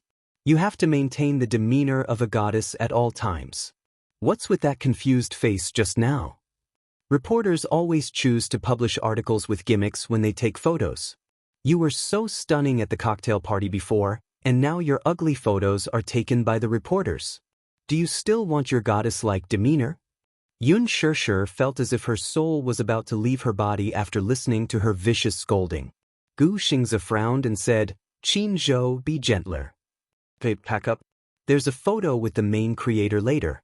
Remember, if someone wants to take your spot, don't give way, okay? You're the female lead, so you can just stand next to Xingze. Qin Zhou was a little worried that Yan Bingqing would take his spot. Yun Shishir nodded. After taking the photo with the main creators, the opening ceremony officially ended. In the blink of an eye, it was already evening. Let's have dinner together? Gu Xingze walked to Yun Shishir and asked. Yun Shishir licked her lips. She was a little hungry, so she nodded slightly. He asked again, what do you want to eat? What's good around here? Gu Xingze said, we'll go eat whatever you want to eat. Yun Shishir smiled playfully and said, let's go eat Western food then. Gu Xingze broke into a smile and readily agreed. Secret Love Western Restaurant was located in the busiest area of Huaihai Road. The decorations were elegant and the Western food was exquisite, so it was very popular. If one didn't make a reservation, it would be difficult to get a seat. Moreover, it was mealtime now. Knowing that Yun Shishir wanted to eat Secret Love Western food, Gu Xingze sent someone to call and make a reservation in advance. Naturally, it was a matter of course. The restaurant manager even specially arranged an elegant booth for them. It had elegant lighting, glass windows, and beaded curtains. It was uniquely romantic. Therefore, when the waiter led them to the booth, Yun Shirshir felt a little happy and excited. She sat on the seat contentedly, her little head turning around curiously, looking at the decorations of the booth. Gu Xingze sat down gracefully. As soon as he sat down, Yun Shirshir looked up and flashed him a brilliant smile. She said happily, "The atmosphere here is so romantic. It's a good place. Thank you, Xingze." Gu Xingze was slightly stunned. He suddenly realized that she was thanking him for bringing her to eat Western food. He could not help but frown. He had been sick of Western food since he was a child. To be honest, Western food made with love was delicious, but for his picky taste, it was still average. Originally, he had planned to take her to the French restaurant if she liked Western food. However, seeing how much she longed for this place, he gave up on the idea. Yun Shirshir saw him frown and mistakenly thought that she had made him angry. When she thought of how she had called his name so directly, her cheeks turned red. She said softly, "Senior Gu." Gu Xingze raised his eyebrows. Yun Shirshir continued to explain, "I don't think I should have called your name directly." Gu Xingze calmly picked up the menu on the side and handed it to her. He looked at her deeply and said lightly, "You can call my name." His eyes were gentle for a moment, then returned to their usual calmness. He lowered his head and looked at the menu. Chapter 541. Xingze. What a nice name. She recalled what Qin Zhou had said before. It seemed that very few people were qualified enough to call him by his name, but he allowed her to call him that. Did this mean that he treated her as a friend? Yun Shirshir pursed her lips and smiled at the thought of this. Western dishes were all the same, but AI Western restaurant's most popular signature dish was the steak. The steak here was quite delicious and had a unique flavor. Gu Xingze ordered some dishes of his own, some snacks, and a medium-rare filet mignon with black pepper. Yun Shirshir, on the other hand, was at a loss. Looking at the dazzling array of menu, the mouth-watering steak, spaghetti, delicious snacks, exquisite desserts, and ice cream, she was really a little dazzled. She had never ordered Western food by herself and didn't have her own ideas. She really didn't know what to order. Looking at this and that, which were quite delicious, she was a little hesitant for a moment. Now that her stomach was big, she wanted to greedily order a portion of every dish, but she was afraid that she wouldn't be able to finish it and it would be too wasteful. Thus, she looked at Gu Xingze for help. Gu Xingze took a soft towel and was carefully wiping the cutlery, not noticing her gaze at all. Yun Shirshir lowered her head a little dispiritedly and pouted in annoyance. She glanced at the menu carelessly, then looked up and said with a smile, "I'll just order the same as him." Although she didn't know what exactly he ordered, with his taste, the dishes he ordered should be delicious. She still trusted his foresight. The waiter nodded and asked respectfully, "Excuse me, is your filet mignon also medium rare with black pepper sauce?" Yun Shirshir nodded. The waiter put away the menu and smiled as he left. Yun Shirshir curled her lips in satisfaction and turned around to see Gu Xingze wiping the cutlery for the second time. She didn't know why, but her eyes were deeply attracted to his fair and slender fingers. What a beautiful hand. It was even more beautiful than a woman's hand. His joints were distinct, his fingers were long, and he wore a beautiful pinky ring on his little finger. With such hands, even if they were holding a knife and fork, the image was so beautiful. She suddenly remembered that Qin Zhou had mentioned that he was a serious clean freak. She pursed her lips and imitated him. Taking a napkin from him, she started wiping the cutlery in a serious manner. "Hey, it's Xingze." A sweet voice suddenly broke the silence. Yun Shirshir looked up in confusion and saw a gorgeously dressed woman standing by the booth. She was in a long black dress and had exquisite makeup. Beside him was a woman who was also dressed up beautifully. She also looked very noble. The two of them had come to eat together, but they happened to pass by the booth. They didn't expect to meet Gu Xingze here. After all, Gu Xingze rarely dined at such a Western restaurant. Still, amidst her pleasant surprise, the woman shifted her gaze to Yun Shirshir. She was secretly puzzled. Who was this lass sitting opposite him? She was dressed like a student and looked obedient. She didn't look like a lady from any family. She seemed to be a commoner. Was she a new actress? Chapter 542. However, even if she was very picky, she still felt that the girl in front of her was unbelievably beautiful. Her skin was fair, her eyes were bright, her lips were red, and her teeth were white. Even without makeup, she was mesmerizing. If such a lovely girl were to be thrown into her circle, many men would fight for her. Gu Xingze nodded at her. Yun Shishir recognized one of the women at a glance. Although she didn't know her name, the last time she was dining with Mu Yaja, she had barged into the private room with a man. This woman was Yi Minglan. The female companion beside her was also the daughter of a wealthy family in the capital, Huang Na. Both of them were born with a silver spoon in their mouths. They frequented the upper class and were also socialites. Yi Minglan and Gu Xingze weren't close, but they had met before. Their relationship was considered friendly, so she naturally sat beside Gu Xingze. She called for the waiter and ordered some dishes. Yun Shishir felt a little awkward. Yi Minglan was very friendly, as if she didn't recognize her. She only felt that she looked very familiar. Although she didn't have a good impression of the girl beside Gu Xingze, she still smiled at her. She turned to Gu Xingze and asked, "Xingze, who is this? Why don't you introduce her to us?" "A friend of mine." Gu Xingze spoke calmly but didn't introduce her. On the surface, his attitude was as if she was just an insignificant person. In reality, it was to protect her. Yi Minglan smiled slightly. Although she couldn't figure out her identity, judging by Gu Xingze's attitude, she was probably just an ordinary friend. Although she didn't like her, she still stretched out her hand in a friendly manner and said, "Hello, I'm Yi Minglan. I'm also Xingze's friend. This is my good friend, Huang Na." Yun Shishir's lips curled into a stiff smile as she shook hands with her friend, feeling very uncomfortable inside. She had been a little shy since she was young, so she was a little afraid of strangers. Now that there were two strangers sitting in her seat, she naturally became a little reserved. Huang Na was a fan of Gu Xingze's, but she did not have much interaction with him. She would occasionally see him from afar at some business cocktail parties. Now that she was in close contact with him, she could tell that he was as handsome and elegant as the rumors made him out to be. At once, she had a 200% favorable impression of him and was very tempted. However, she was aware of her own limitations. A man like him could at most be seen from afar. If one really wanted to get close to him, it would be harder than ascending to the heavens. If it wasn't for Yi Minglan, she probably wouldn't have been able to sit in this position. The dishes were served very quickly, and the waiter's attitude was also very respectful. The manager had specifically told him that the guests at this table must be treated with utmost care, and their orders must be prioritized. Yun Shishir was already very hungry, but when she saw the dishes on the table, she instantly lost her appetite. She faintly had some doubts about Gu Xingze's taste. Before this, she didn't know the meaning of how well done a steak was.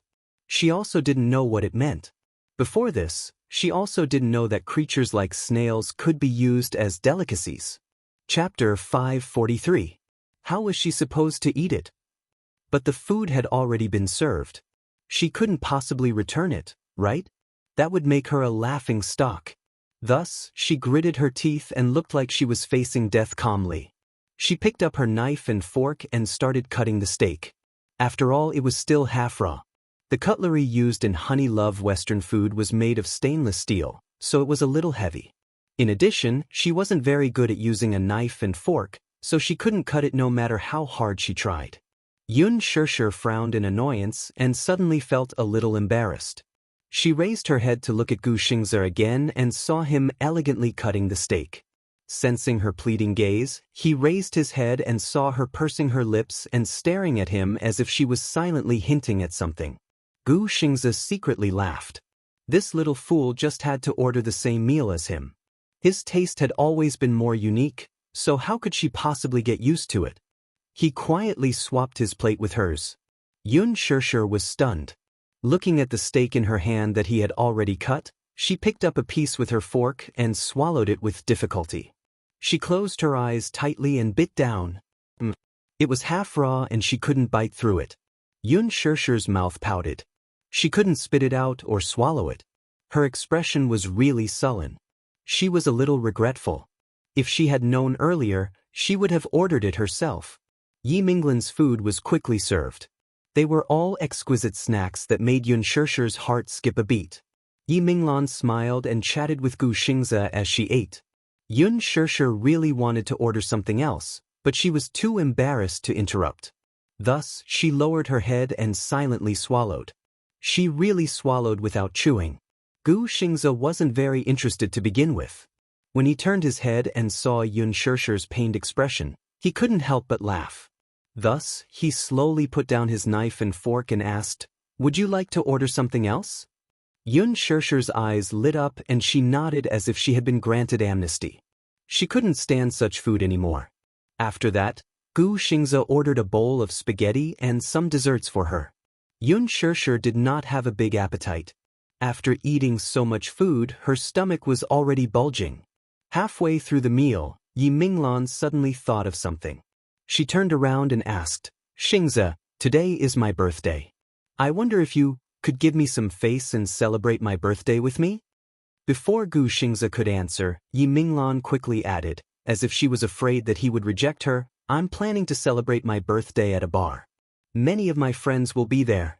Xingze, you won't refuse to give me face, right?" She was indeed a socialite who frequented social cocktail parties. Naturally, she had some skills with her words. With such an appropriate excuse, even if Gu Xingze wanted to refuse, he had no reason to do so. He pondered for a moment and then nodded. When Yi Minglan saw that he had nodded, she was naturally elated. Gu Xingze looked at Yun Shirshi and said, "Let's go." He stood up elegantly and led Yun Shirshi away. Yi Minglan and Huang Na also planned to leave. They called the waiter to settle the bill, but they found out that the bill for this table had already been charged to Gu Xingze's credit card. Chapter 544. Huang Na was surprised. "Oh my God! But I think she has a pure temperament. She seems to be Xingze's type." There was an interview with Gu Xingze in the past. The report said that he liked pure girls with waist-length hair and bright eyes.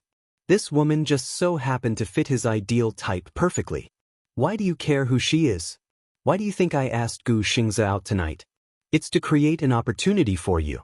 Nana, don't let me down." Huang Na teased, "Don't you like Gu Xingze too?" Yi Minglan smiled. "Gu Xingze is a dragon among men, but I only admire him. I have someone in my heart." "Who is it?" Huang Na asked curiously. "Mu Yaja." Yi Minglan snorted. "Young Master Mu. But wasn't he already engaged?" Huang Na was shocked. She suddenly remembered the rumors from before. So what if he's engaged? Mu Wanru can't even give birth to a child. I don't see young Master Mu bringing her around all the time. It's just a marriage arranged by the family. Moreover, so what if he's married? Look at the heads of the Mu family. Which one of them didn't have a harem and a bunch of mistresses? Which lady in the capital doesn't admire him and want to climb up the social ladder wholeheartedly? Huang Na was surprised. "Don't tell me you want to be his mistress?" Yi Minglan smiled arrogantly and her lips curled into a disdainful smile. "Mistress? But if I want to be, I'll be the young mistress of the Mu family." Palace Bar was the most expensive bar in the capital. It was also the most high-end bar. It was the golden hour.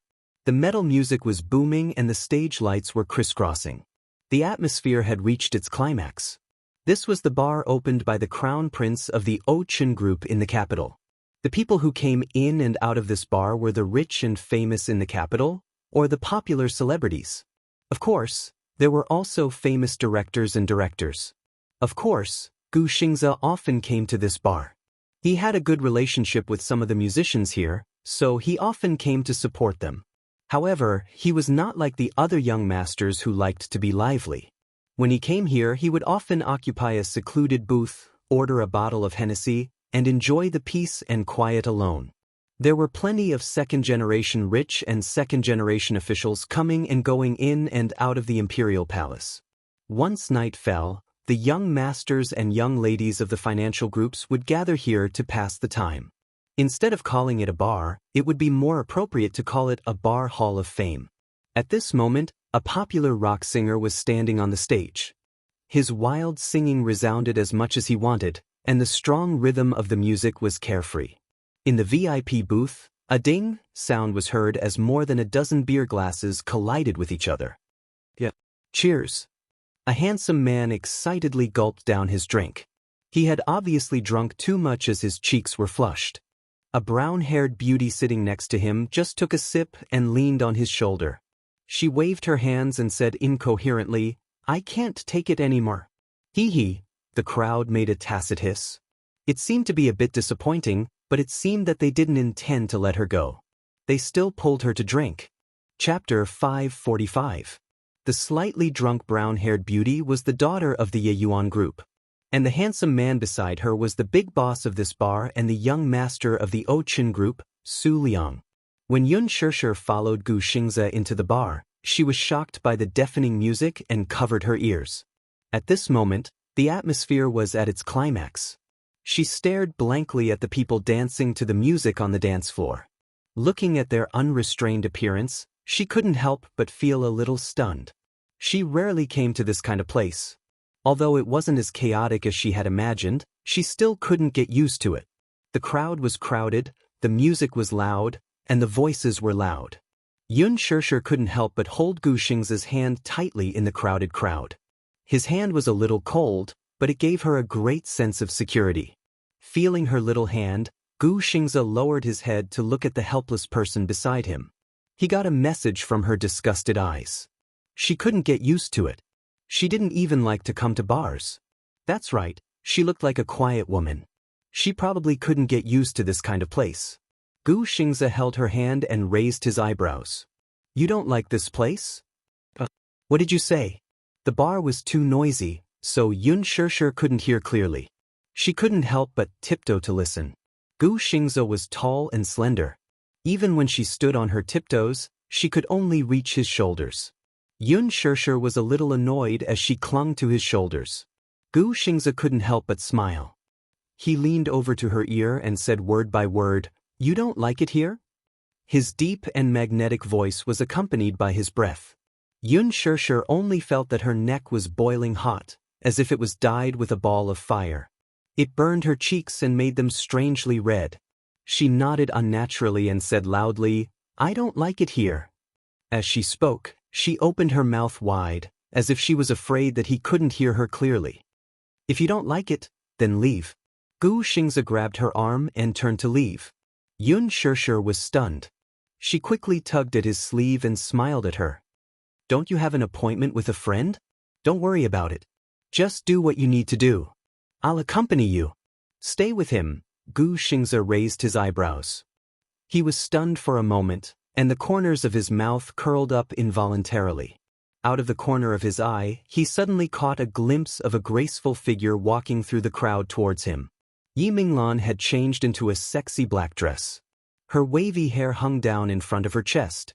She seemed to have touched up her makeup, making her look even more exquisite and charming. She had a wild charm to her. "Master Mu, you're here. I've been waiting for you for a long time." Gu Xingze curled his lips slightly. Yi Minglan's gaze wandered and she glanced at Yun Shishir, who was beside him. She was wearing a pure white dress, revealing her slender and fair legs. She was dressed in the standard student attire, and her entire body was filled with a taboo beauty.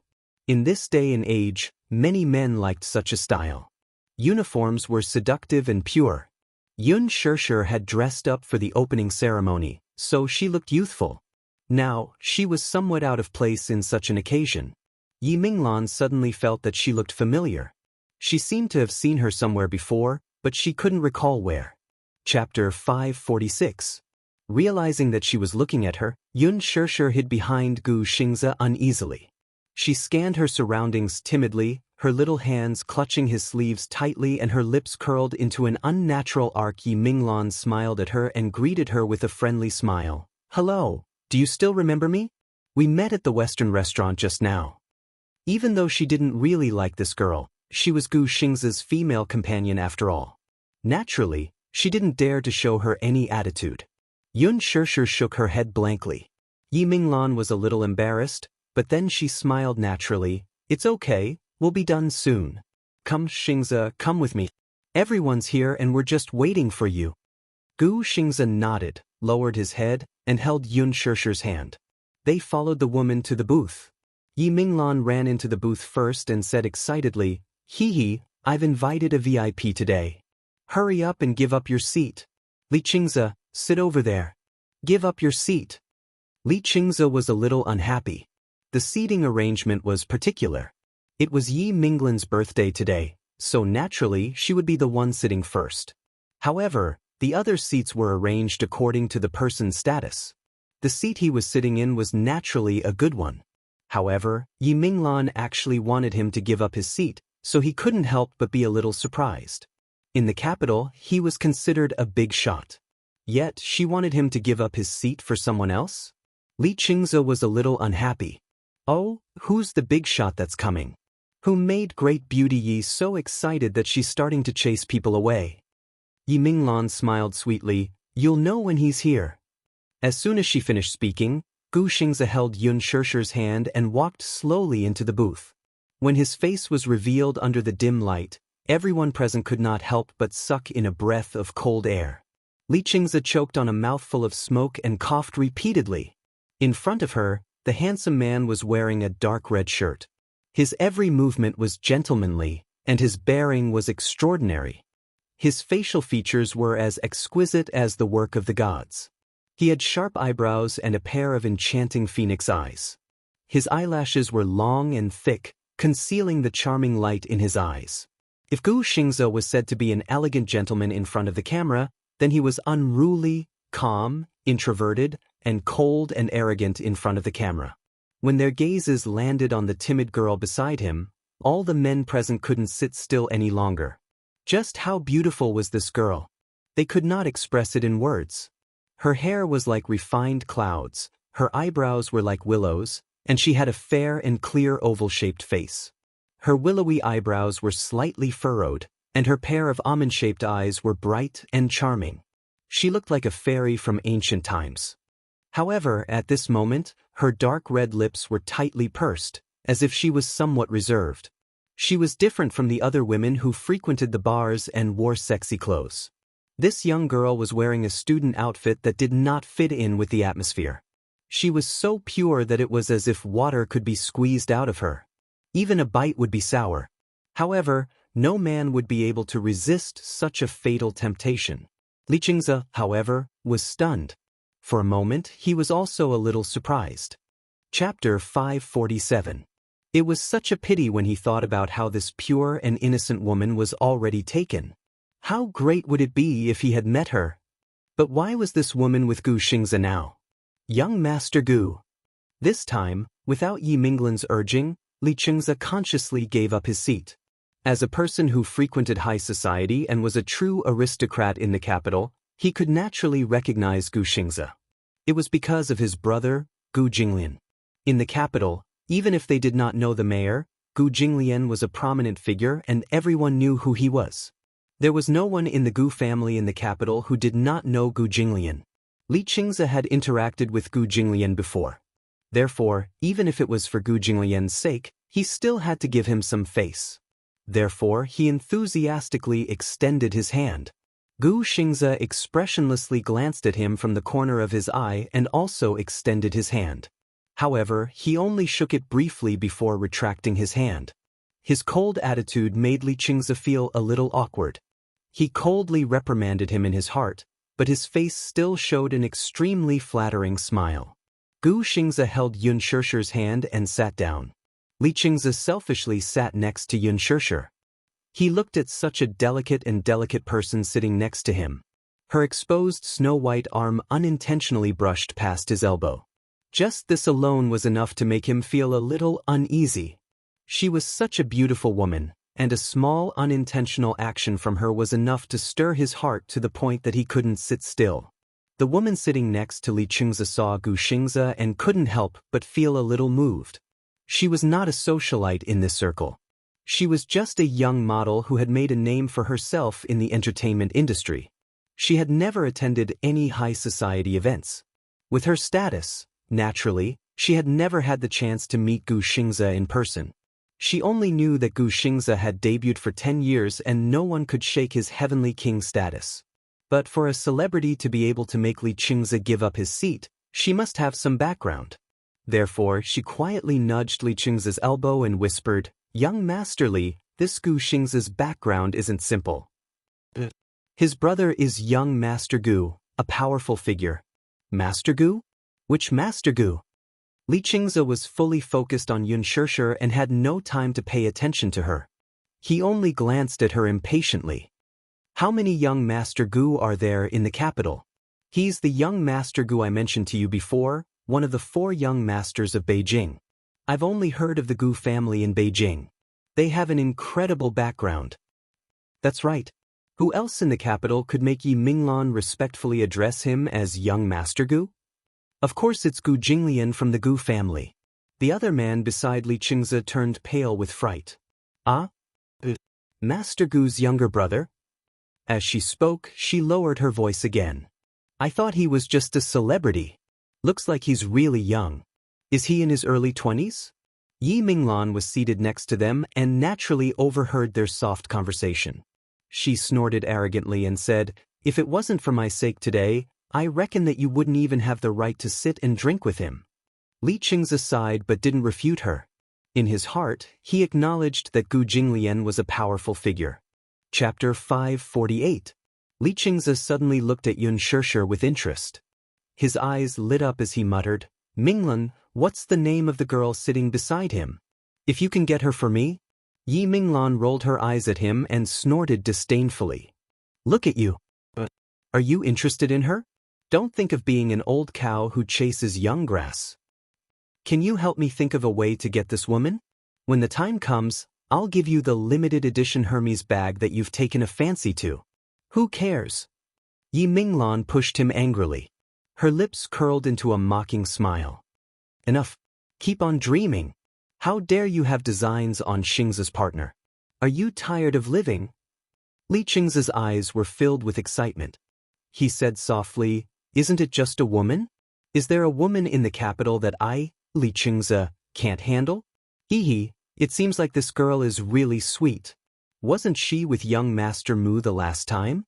Most likely, young Master Mu played with her on a whim." Yi Minglan took a few more glances at Yun Shishir when Li Qingze mentioned her. She immediately recognized that this girl was the one who had dined with young Master Mu the last time. No wonder she found her familiar. She was upset when she thought of how she had chased them out the last time. However, on second thought, this woman was with Gu Xingze now. Perhaps young Master Mu was tired of her and wanted to use Gu Xingze to climb up the social ladder? She was quite pitiful when she thought about it. She felt much better when she thought about it this way. Forget it. She's Gu Xingze's female companion now, after all. I can't turn him down. Li Qingze furrowed his brows disapprovingly. Isn't it just a woman? He's Gu Xingze. What kind of woman doesn't he have? What kind of woman can't wait to get close to him? There are so many women who want to climb into his bed. Why would he care about this one? Yi Minglan glanced at him coldly and muttered, "I've never seen Xingzhe with a female companion, and I've never seen him dote on a woman so much. You haven't seen him at the Western restaurant just now. It was the first time I saw him cut a steak for a woman. It seems that Xingzhe has special feelings for this woman." At first, when she saw Yun Shishir, she thought that she was some rich young lady, but she couldn't remember who she was.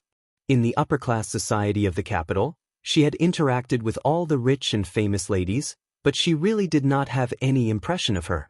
But from the looks of it now, she was probably just a newbie in the entertainment industry who was eager to climb up the social ladder. A young model? Actor? She was definitely not the daughter of a rich family. Li Qingze looked displeased.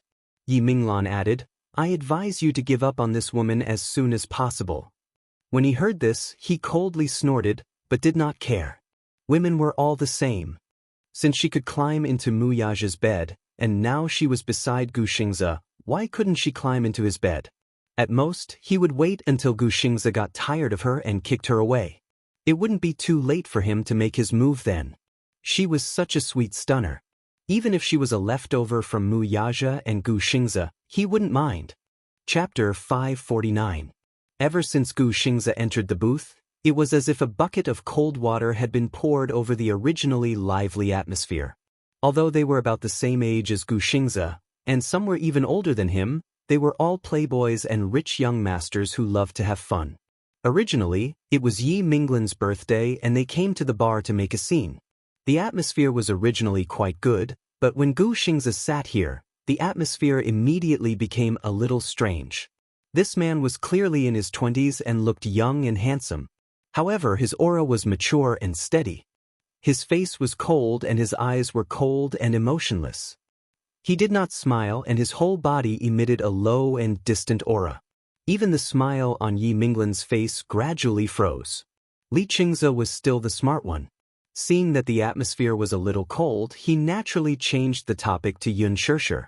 "Ah, who's this female companion beside Xingze? She's so beautiful."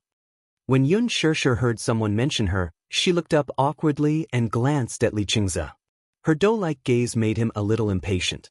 If she was not Gu Xingze's female companion, he was really afraid that he would not be able to control himself and pull her into his arms and ruthlessly ravage her pink lips. Just as Li Qingze's voice fell, the others came to life and started praising her one by one. These praises came from the bottom of their hearts. It was undeniable that Yun Shirshir was the type that could easily move a man's heart. Pure and lovely. As long as one was a man, who could resist her? Li Qingze smiled gently at her and kept his usual frivolous appearance.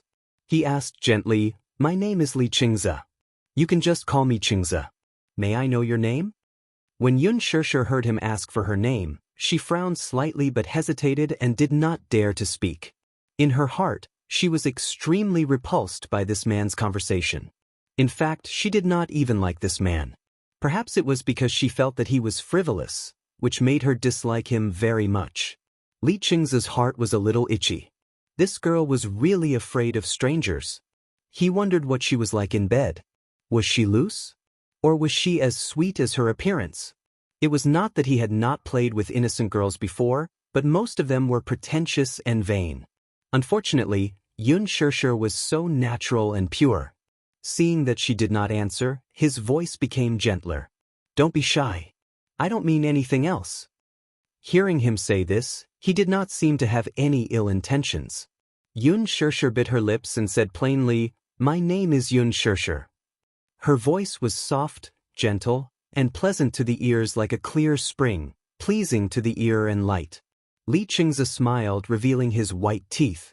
His eyes were filled with intimacy. "Ha, what a nice name. Can you be my friend?" Gu Xingze glanced at Li Qingze from the corner of his eyes. His lips curled up slightly as he suddenly raised his chin. Without waiting for Yun Shirshir's response, he lazily stretched out his arm and domineeringly wrapped it around her shoulders, pulling her to his side. Everyone present immediately understood in their hearts, and they couldn't help but withdraw their thoughts. This action was an invisible warning and declaration to prevent others from trying to take a share of her. He was protecting her. Chapter 550. In their eyes, Gu Xingze was too arrogant. Coupled with his prominent status, he looked cold and aloof, making him unapproachable. Moreover, they were not on the same level as Gu Xingze. One was the sky, while the other was the earth. Thus, Gu Xingze and Yun Shirshir gradually formed a barrier in the booth. The others chatted and laughed. A few of the rich boys hugged their female partners and played finger-guessing games. Gu Xingze did not like noisy atmospheres to begin with and found them boring. Yun Shirshir sat at the side and looked at the people around her. She suddenly felt that she was in a different world from this group of people. Yi Minglan squeezed Yun Shirshir to Li Qingze's side and sat next to Gu Xingze. She was obviously creating an opportunity for Li Qingze. Yi Minglan poured a glass of Hennessy for Gu Xingze and glanced at Yun Shirshir with disdain from the corner of her eyes. Yun Shirshir turned her face inadvertently and sensed the hostility in Yi Minglan's eyes. She could not help but be stunned. She was sitting here doing nothing. Why did this woman's eyes look so sharp? Yun Shirshir felt uncomfortable. However, Yi Minglan regained her bright smile in the blink of an eye. It was as if the coldness in her eyes was just an illusion. Yun Shirshir could not sit still.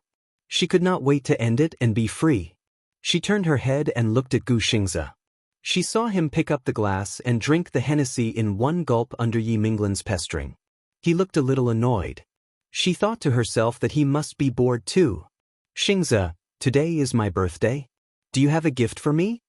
Yi Minglan suddenly hooked her arm around Gu Xingze's arm. She seemed a little drunk after drinking a few glasses of wine. She leaned her head on his shoulder and acted coquettishly. It was too rushed, so I didn't prepare anything. Gu Xingze smiled and said. As soon as he finished speaking, a few people at the side started to jeer loudly. Drink as punishment. Drink as punishment. Drink as punishment. Since you didn't prepare a gift, you should at least drink a glass of wine as punishment. It's Sister Minglan's birthday tonight. Young Master Gu, you forgot to prepare a present. Yi Minglan immediately gestured for them to stop. She turned to look at Gu Xingze and stammered, Of course we have to drink as punishment. But you should at least give me a gift, right? At this moment, the singing on the stage stopped abruptly. At the end of the song, the band gave their thanks and left the stage. The audience below the stage was in high spirits, and they all asked for a return performance. Yi Minglan suddenly smiled coquettishly and said to Gu Xingze, Xingze, didn't you release a new EP recently? Can you make an exception and play a song for me tonight? As soon as he finished speaking, Li Qingze immediately whistled. Xingze, please perform a song. Gu Xingze turned to look deeply at Yun Shirshir. The latter was slightly taken aback, but her lips curled into a smile and her eyes signaled him not to bother about her. Gu Xingze retracted his gaze and glanced at Yi Minglan. He then raised his glass of Hennessy and drank it in one gulp. As the crowd cheered, he stood up and said to Yi Minglan, Okay, I'll sing a song for you. That's great. Sister Minglan is indeed impressive. Gu Xingze walked up the stage, and a band immediately went up to play for him. He turned around and briefly communicated with a few musicians. Then he sat on a chair and held the microphone. Chapter 551. He turned around and exchanged a few words with the musicians. Then he sat down on the chair and held the microphone. His handsome face was exposed on the stage, and the people under the stage made a burst of excited discussion. Gu Xingze? Oh my God! Why is Heavenly King Gu here? I'm so excited. This is the first time I've seen Gu Xingze in person. He looks so good. On the stage, Gu Xingze suddenly looked up. His gaze seemed to penetrate the crowd and landed on someone in the booth.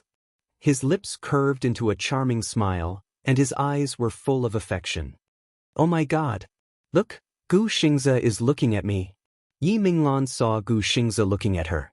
She stood up excitedly and spoke with pride and contentment.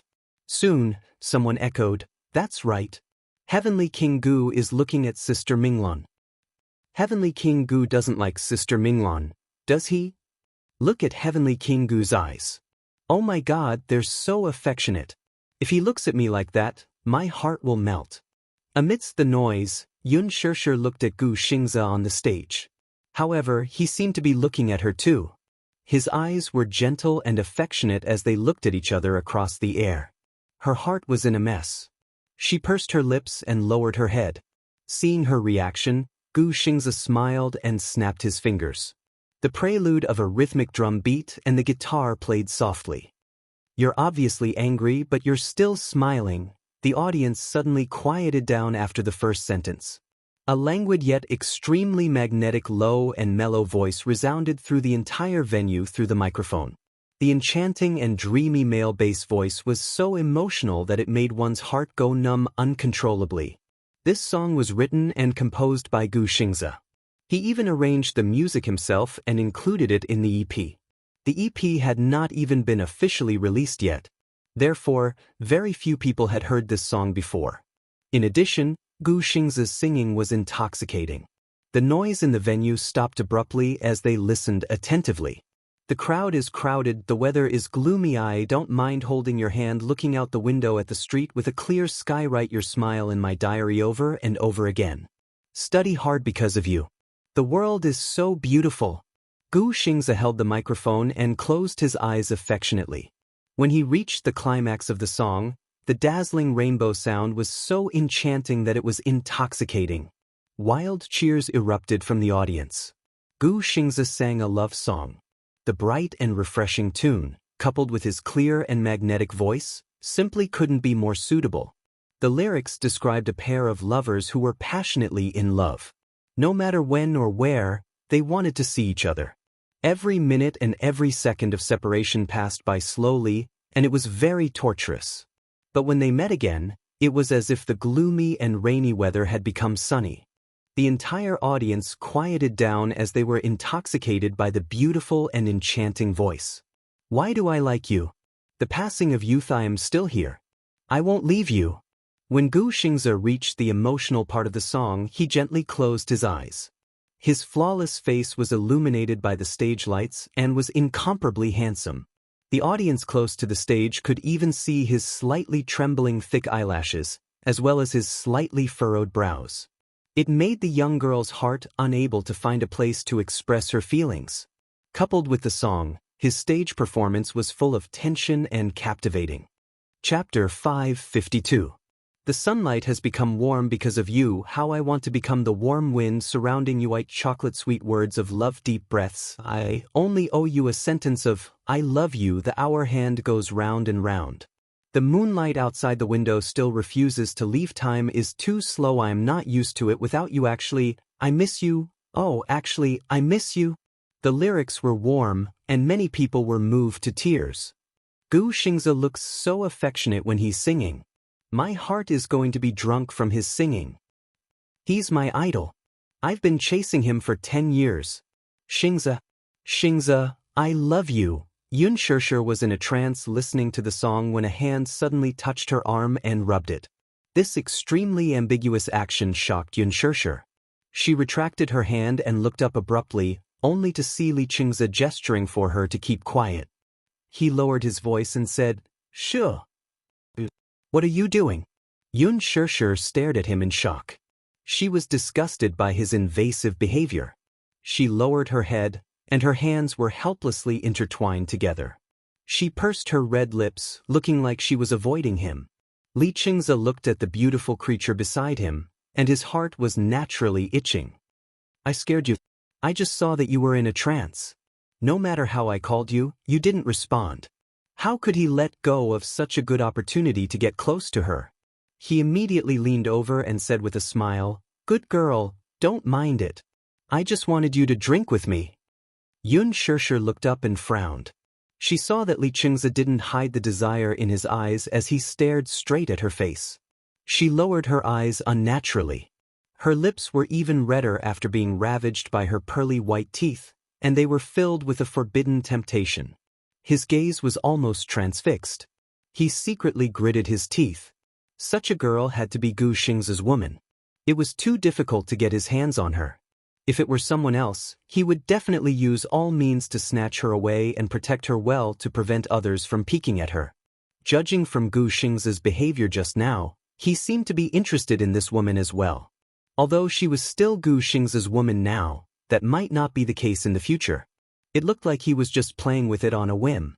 Once he got tired of it, he would probably just throw it away, right? Since that was the case, she would be abandoned by him sooner or later. It would be better to leave a good impression in front of her so that he could snatch her away in the future and make her completely his. Now, he could only endure it. At most, he would have a taste of her beauty.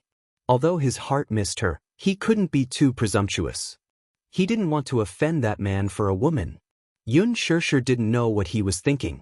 Li Qingze's gentleness towards her didn't seem to have any other intentions, which made her originally bad impression of him change a little. She felt that this man wasn't as bad as her first impression. He seemed to be quite friendly to her. She smiled, revealing 2 cute little dimples. I don't drink. That smile was like a pure lily. Li Qingze was stunned again, and his heart itched even more. The others saw that this was a rare opportunity. Now that Gu Xingze wasn't around, they all started to get restless. Chapter 553. Seeing Li Qingze like this, the others could only secretly feel pity. After all, The Li family was considered a powerful family in the capital, so they were still a little afraid of Li Qingze. Naturally, they couldn't fight with him over something good. Li Qingze turned around and saw her sitting there in a daze without moving, so he poured a glass of wine for her and pushed it in front of her. He smiled and said, "How can you not drink when you're at a bar?" Yun Shishir looked at the wine glass and shook her head. "I really can't drink." Not to mention drinking, even on normal days, she wouldn't touch a drop of alcohol. Her alcohol tolerance was very poor, and it wasn't as if she hadn't learned her lesson. The last time at Huan Yu's cocktail party, she drank a few mouthfuls of wine half-heartedly and was completely drunk after one glass. Li Qingze pretended to be disappointed and sighed. "Shishir, are you not giving me face?" Yun Shishir still expressed her reluctance to the wine and declined his offer. Li Qingze didn't know that she really couldn't drink well. Instead, he thought that she was deliberately not giving him face in front of so many people. The crowd roared with laughter. "This is the first time I've seen Qingze suffer in front of a woman. This woman obviously isn't giving you face." Li Qingze was infuriated. Under the influence of the people around him, he grabbed her shoulders and pulled her into his arms, not allowing her to resist. He fiercely pressed the wine glass against her lips. "Drink. Otherwise, you're not giving me face." "I really can't drink," she insisted again. This man was obviously going to force her to drink. Yun Shishir's face was filled with disgust. As she struggled violently, the wine glass fell to the ground and shattered. The scene was silent for a moment. Everyone looked at each other. Li Qingze saw that she had such a big reaction and his face was a little embarrassed. He was a little angry. Is there a need to have such a big reaction?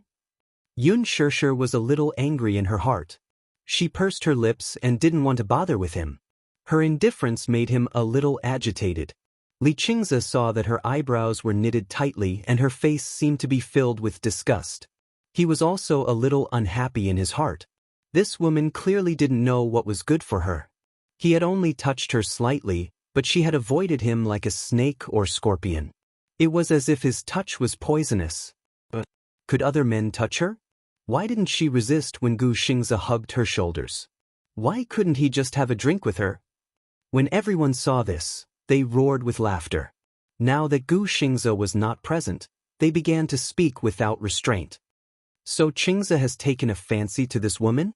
"No, this is Heavenly King Gu's female companion, Qingze. First come, first served.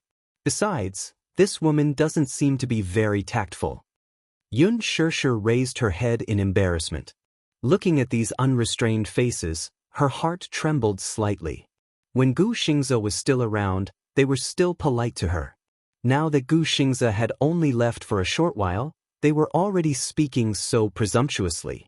Could this be their true colors?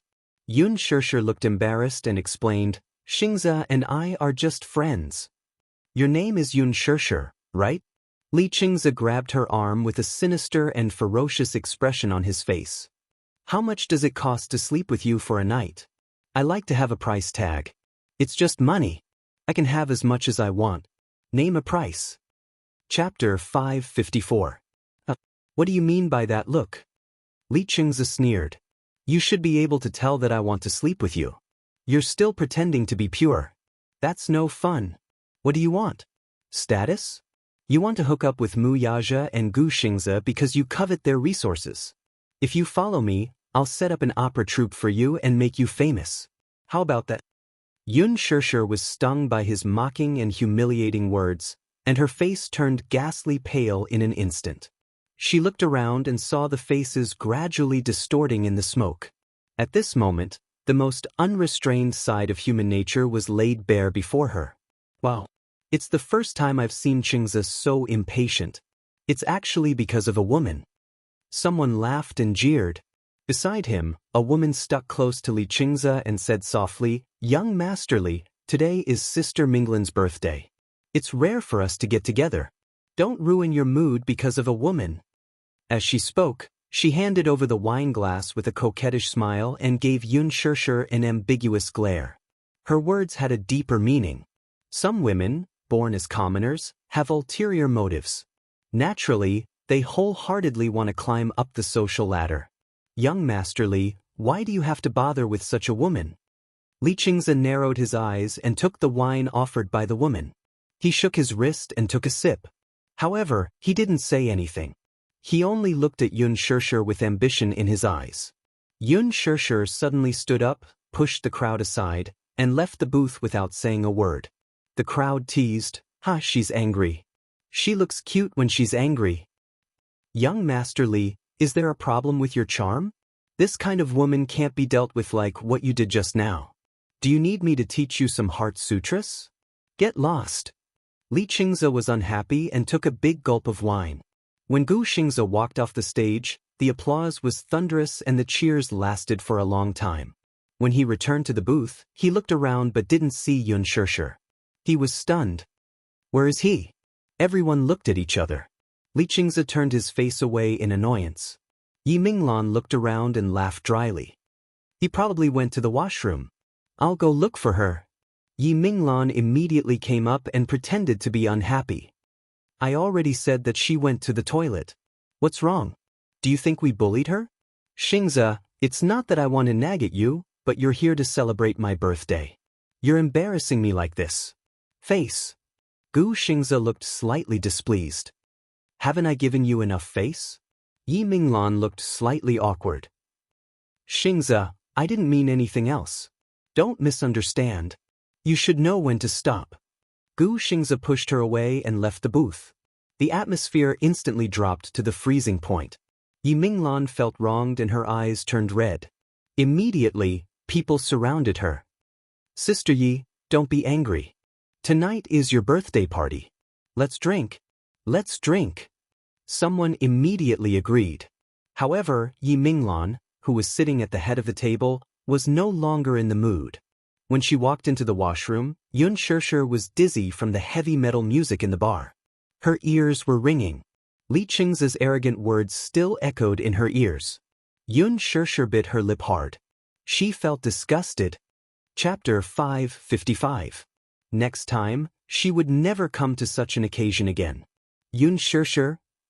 A familiar voice came from behind her. Yun Shishir turned her head and saw Mu Wanru, who was wearing a sexy long dress, standing behind her with an arrogant posture and staring coldly at her. Mu Wanru. Yun Shishir's face turned pale and anger appeared in her eyes. It's her? How dare this woman appear in front of her? The two women looked at each other in silence. The confrontation seemed to have returned to 15 years ago in the welfare home. Mu Wanru stood arrogantly in front of her and accused her of being a thief. All the humiliation of the past appeared in front of her eyes. At the thought of how this woman had caused her to bear the crime for so long, she gritted her teeth and clenched her fists by her sides. I didn't expect you to be here too? Mu Wanru took the lead to speak. She walked slowly in front of her and stared at her coldly. Go back to your slum. This is not a place for a commoner like you to set foot in. Ah, Mu Wanru, how dare you talk to me like that? Go back to your slum, what an arrogant tone.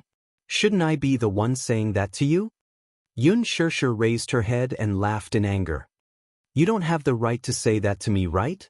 Mu Wanru's face was slightly shocked. She was surprised by her strength. In the past, she had a cowardly look that could be bullied by anyone. But now, she was different from before. The mockery and ridicule on Yun Shishir's face seemed to tear apart the aristocratic skin that she had covered up so well.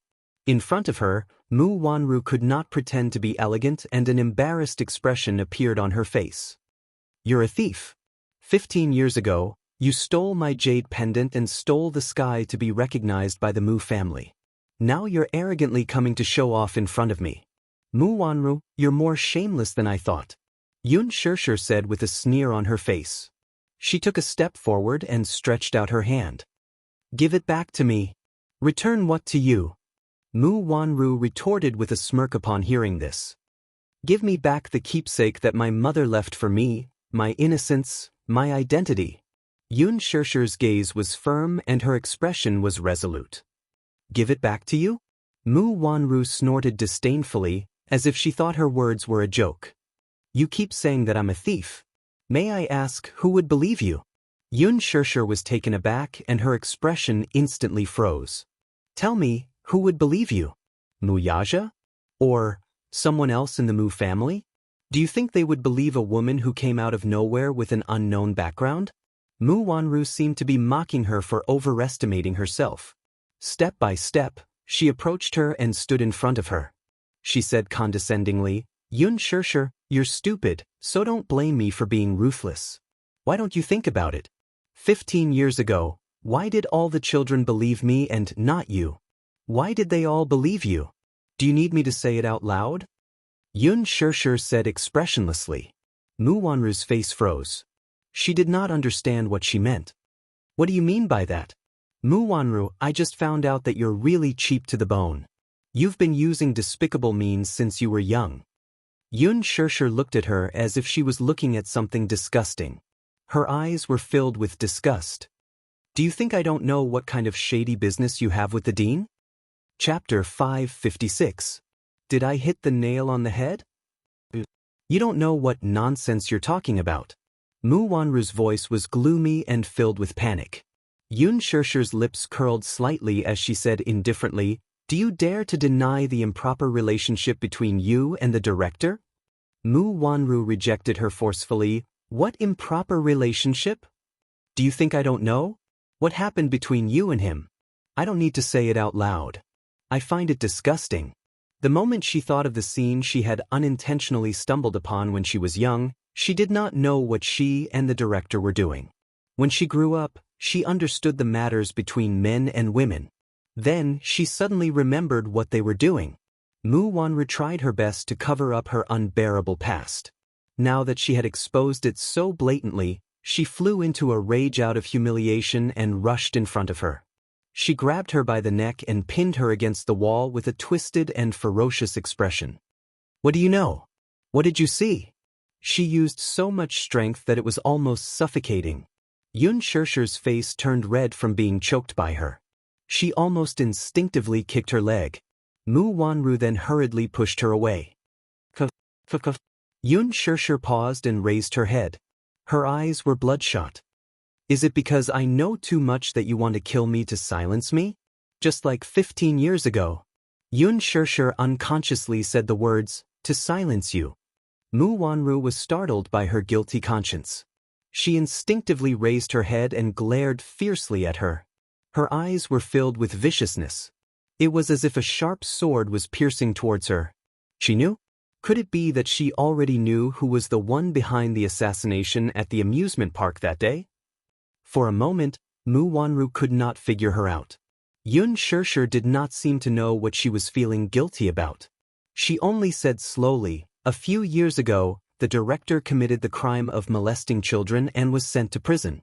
On the surface, he was well-dressed, but in reality, he was a beast dressed in human clothing.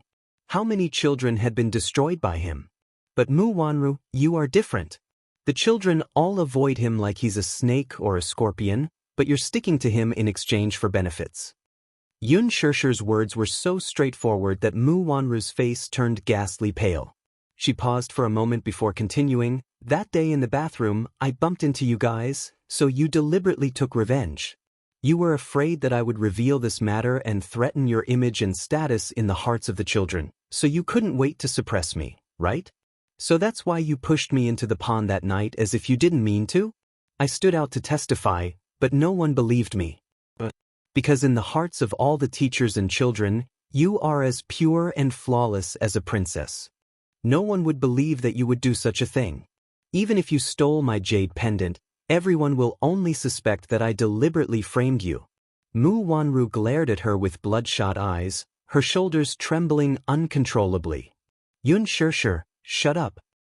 Chapter 557. Mu Wanru screamed at the top of her lungs, "Shut up! Yun Shirshir, shut up! Have you said enough?"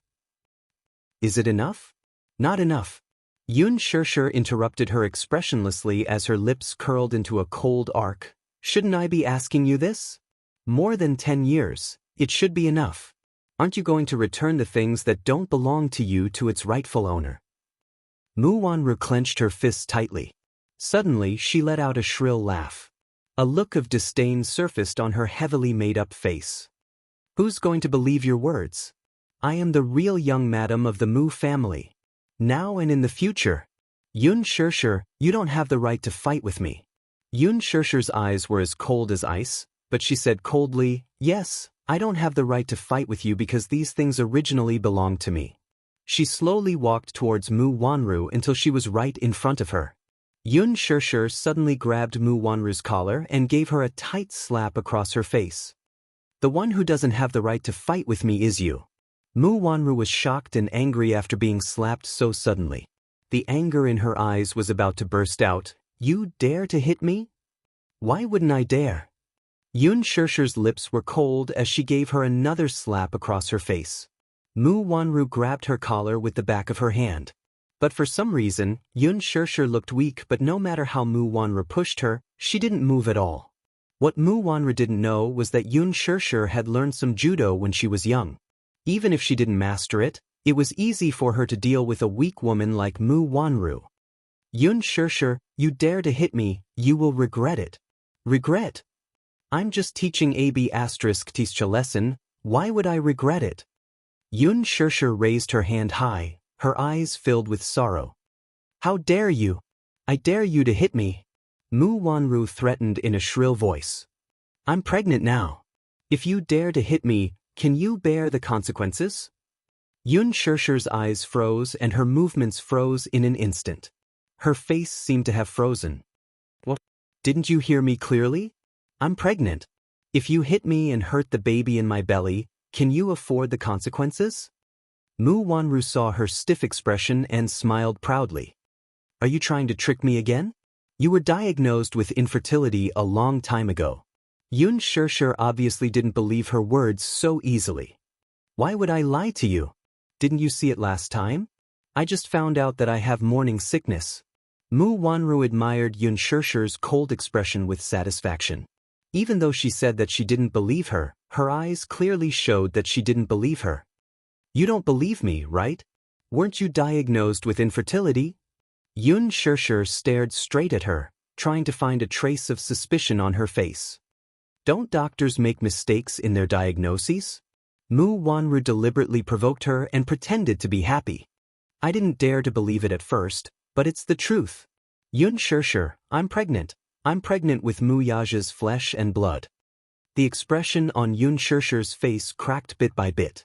The despair in her heart was like a tidal wave, swallowing up the last bit of faith she had left. Chapter 558. Yun Shirshir stared straight at her. Her face was so pale that it was drained of blood. Mu Wanru stared at the change of expression on her face and suddenly laughed mockingly. It can't be, Yun Shirshir? Don't tell me you've fallen in love with him? Do you think he really loves you? Do you think he really cares about you? He's just playing with you. Mu Wanru appreciated the expression on her face gradually turning cold as if her heart was dead. She felt even more proud. Men always say sweet words to women. The words they say are sweeter than honey, but when they're heartless, it's like stabbing a knife into your heart. Will you actually believe a man's sweet words? He already has a fiancée, and that's me. Will you believe a man like him?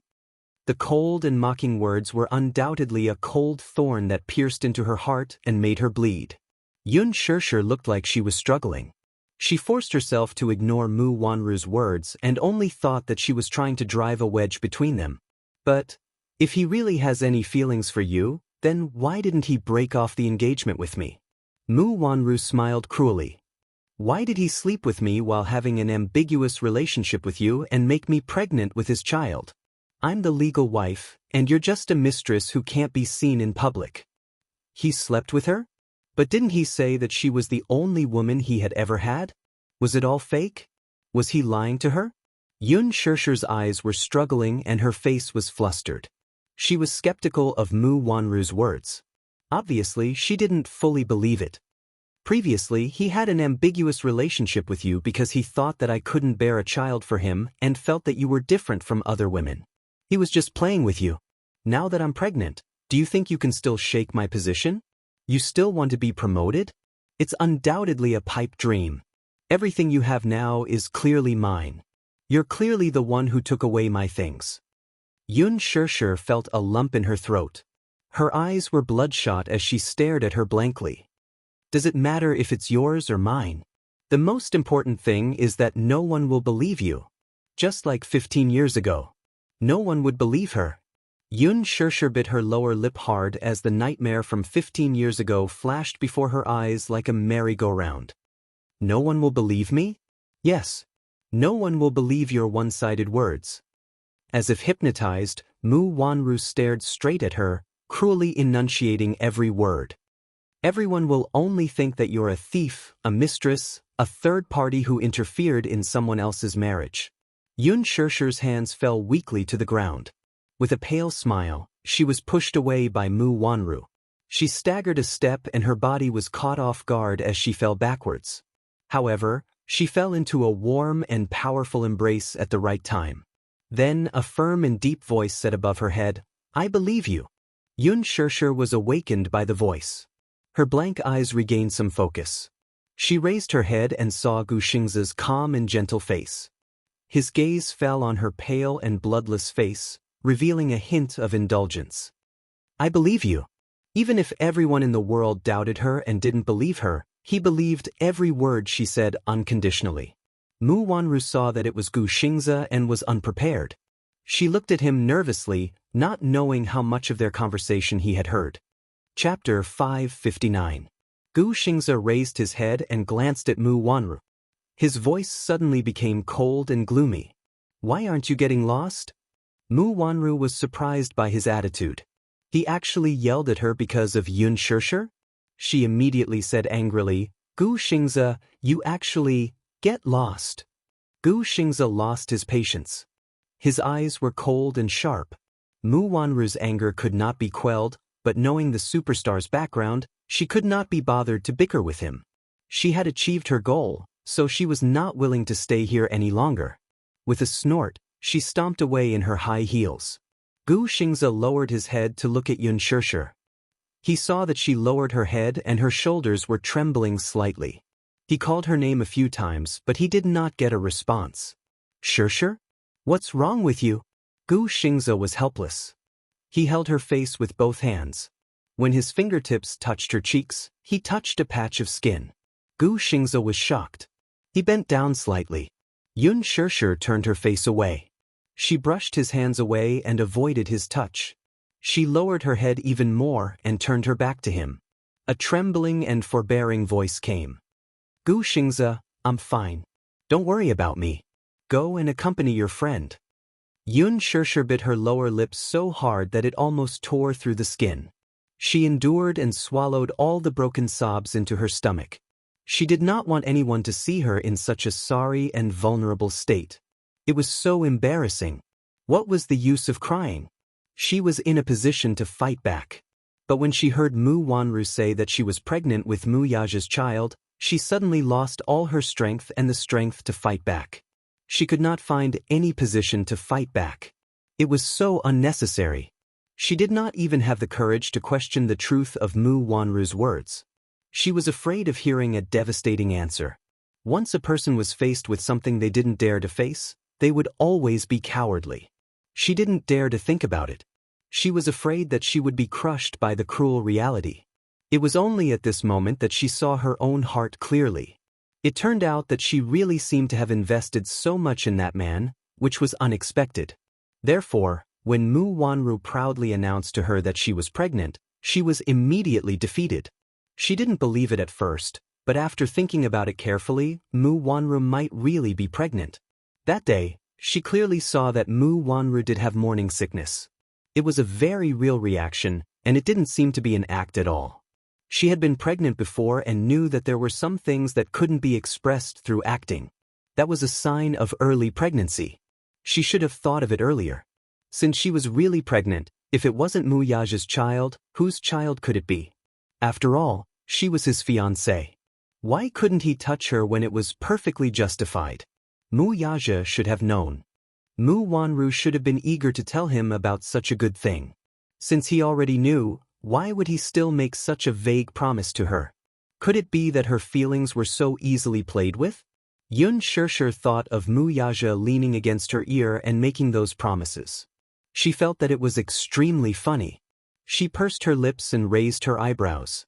She wanted to laugh, but when the laughter escaped from the corner of her mouth, it became a trembling sob. You only know how to cry. You only know how to cry. What are you crying for? She gritted her teeth and wiped away her tears forcefully. She really hated being so weak. She really hated being so pretentious. But she wasn't a third party. Chapter 560. Hadn't it been like this for the past 15 years? She was already used to it. Mu Wanru was pregnant? So what?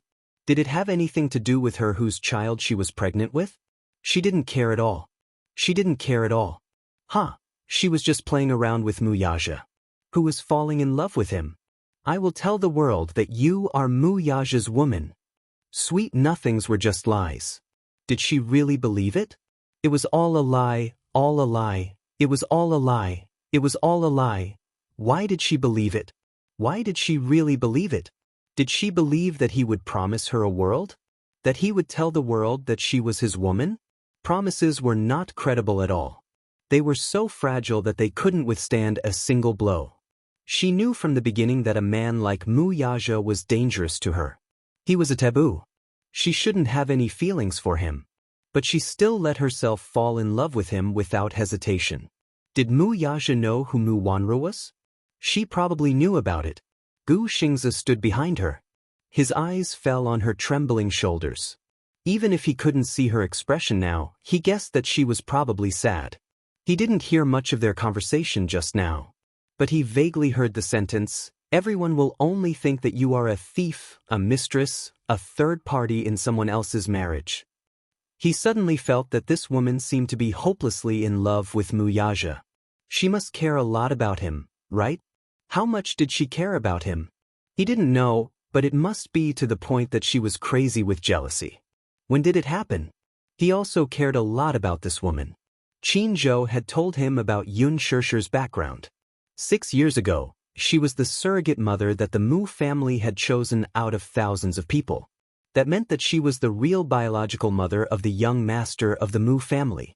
As for the reason why she did that, the reason she became a surrogate mother was probably because her adoptive father's family was in trouble. She was forced to sign the contract by her adoptive mother. Out of gratitude, she didn't reject it strongly. That was what Qin Zhou said. It was said that artificial insemination had failed at the beginning, so they had to use the most primitive method. For a girl to put down her dignity to repay her adoptive father's kindness, she spread her body under a strange man and was forced to do whatever he wanted. This girl was really stupid. He was hopelessly stupid. But what caught him off guard was that she was deeply in love with Muyaja. Gu Xingzi furrowed his brows. He suddenly reached out his hand and forcefully pulled her shoulder, forcing himself not to look at her disheveled expression. He pressed his hand against the back of her head and pressed her head against his shoulder. He raised his head and didn't look at how she was enduring the pain. He only said indifferently, "Be good, I won't look at you." Yun Shishir's body stiffened, leaving only the sound of her breathing. "If you want to cry, just cry." Gu Xingzi's voice was as gentle as a feather. His thin lips blew on her forehead, soft and warm. "Crying doesn't mean that you're weak. You don't have to restrain yourself too much, okay?" Yun Shishir struggled at first, but Gu Xingzi was so strong that she almost couldn't resist. She buried her face in his shoulder and made an almost inaudible sobbing sound. His scalding tears almost soaked his clothes. Chapter 561. Gu Xingzi's heart ached because of this. He felt that this woman was hopelessly stupid. She actually put herself in such a lowly position because of a man. At the same time, he also felt that he was hopeless. Even though she had never looked at him, he still cared so much about her happiness, anger, and sorrow. He really lost to her. He was hopeless. Gu Xingzi raised his face. His left ear was filled with the piercing metal music in the bar, while his right ear was filled with her low and careful sobbing. An inexplicable sense of powerlessness filled his entire body. He suddenly felt a little indignant. Thus, he held her face with both hands and stared at her face. "Can't I do it?" His low voice was extremely magnetic. His deep gaze was fixed on her face, and his brows were slightly furrowed. "Must it be him? Can't I?" he asked. Yun Shishir was startled by his sudden question. She did not know what was going on. If Mu Yaja can do it, I can do it too. I can also give you everything that he can give you. I can also give you what he can't give you or promise you. Gu Xingzi said almost in one breath, then observed the changes in her expression. So, can't I do it? Yun Shishi's gaze was a little dazed. Her eyes were wide open, and there were tears on her eyelashes. She couldn't understand the meaning of his words. The expression on her face froze because of the shock. Gu Xingzi's handsome face leaned slightly closer to her face. His thin lips were printed on the corner of her eyes, gently kissing away her tears. Because of this unguarded kiss, Yun Shishi's expression became even more stiff. Gu Xingzi didn't stop there. His delicate and soft kiss suddenly landed on her eyelashes, sucking away her tears. Then, it landed on the tip of her nose, lightly touching it, like a dragonfly skimming the water. But just as his kiss was about to land on her lips, Yun Shishi suddenly came back to her senses and pushed him away in a panic. Don't be like this. Yun Shishi's breathing quickened. She turned her body slightly to the side, unable to bear his sudden action. I just treat you as my senior. I don't have any other thoughts. Gu Xingzi was stunned for a moment, then smiled without saying anything. After a while, he said calmly, I know. He knew. Even so, he still wanted to fight for it. Gu Xingzi's expression suddenly turned a little desolate. She looked at him, feeling uneasy and guilty at the same time. She could feel his feelings, but she couldn't face it calmly. Towards him, there was only admiration and respect, nothing else. Since he didn't have any, he couldn't get close to him and give him any hope, only to disappoint him again. She couldn't afford it. He saw that she was a little flustered, as if she was caught off guard by his sudden kiss. He reached out and gently stroked her hair. I'm sorry I went too far. It's okay, she said uneasily. But in her heart, she was shocked by Gu Xingzi's uncontrollable confession. Yun Shishi turned around, struggling for a moment. Then she looked at Gu Xingzi's face and forced a smile. Let's go back. With that, she walked towards the booth by herself. Gu Xingzi helplessly pulled the corners of his mouth and followed behind her. The two of them walked one after the other, but each had their own thoughts. If she turned around at this moment, she would definitely see the disappointment and pain on his face. Chapter 562. Along the way, Yun Shishi lowered her head and walked forward, bumping into people from time to time. One of the men had just walked down from the dance floor. Yun Shishi lowered her head and walked hurriedly, but she suddenly bumped into his arms. The man held her shoulders. When he lowered his head and saw that the woman who bumped into his arms was so pure and seductive, he thought that she was deliberately trying to attract his attention and throw herself into his arms. Yun Shishi raised her head and saw that she had bumped into someone. She immediately apologized and wanted to leave, but the man grabbed her wrist. What's wrong? Didn't you throw yourself into my arms? Why are you leaving? Are you trying to play hard to get with me? When Gu Xingzi saw this, he was slightly annoyed. However, she was the one who was annoyed. She only cared about lowering her head and rushing forward, leaving him far behind. It was as if she was avoiding him like he was a snake or a scorpion. Was she avoiding him? Was it because he seemed to have lost control of himself and said those words? He went forward and put his arm around Yun Shishi's shoulders. When the man saw this, he wanted to continue pestering her. Gu Xingzi lost his patience and kicked him aside expressionlessly. Get lost. Don't get in the way. After that, he expressionlessly grabbed Yun Shishi's wrist and walked away. Yun Shishi was led away by him, but he used so much strength that it almost hurt her. Yun Shishi cried out softly in pain. She raised her head and opened her mouth, but she saw that his jaw was clenched, his thin lips were pursed, and his brows were furrowed. His eyes were filled with cold anger, and his expression was very unpleasant. She felt that he seemed to be angry. But why was he angry? She clearly didn't do anything. Gu Xingzi, you're angry with me, you don't have to deliberately avoid me. Gu Xingzi suddenly stopped in his tracks and looked down at her, interrupting her words. If you like me, you like me. If you don't like me, you don't like me. I just don't like to suppress myself. Yun Shishi was stunned. I won't force you to like me, So you don't have to avoid me like this. Do you understand? I know. Gu Xingze rubbed his forehead, feeling a headache coming on. He suddenly realized that he had lost his composure. I'm sorry. He practically carried her all the way back to the booth. He walked very quickly with his long legs and big strides.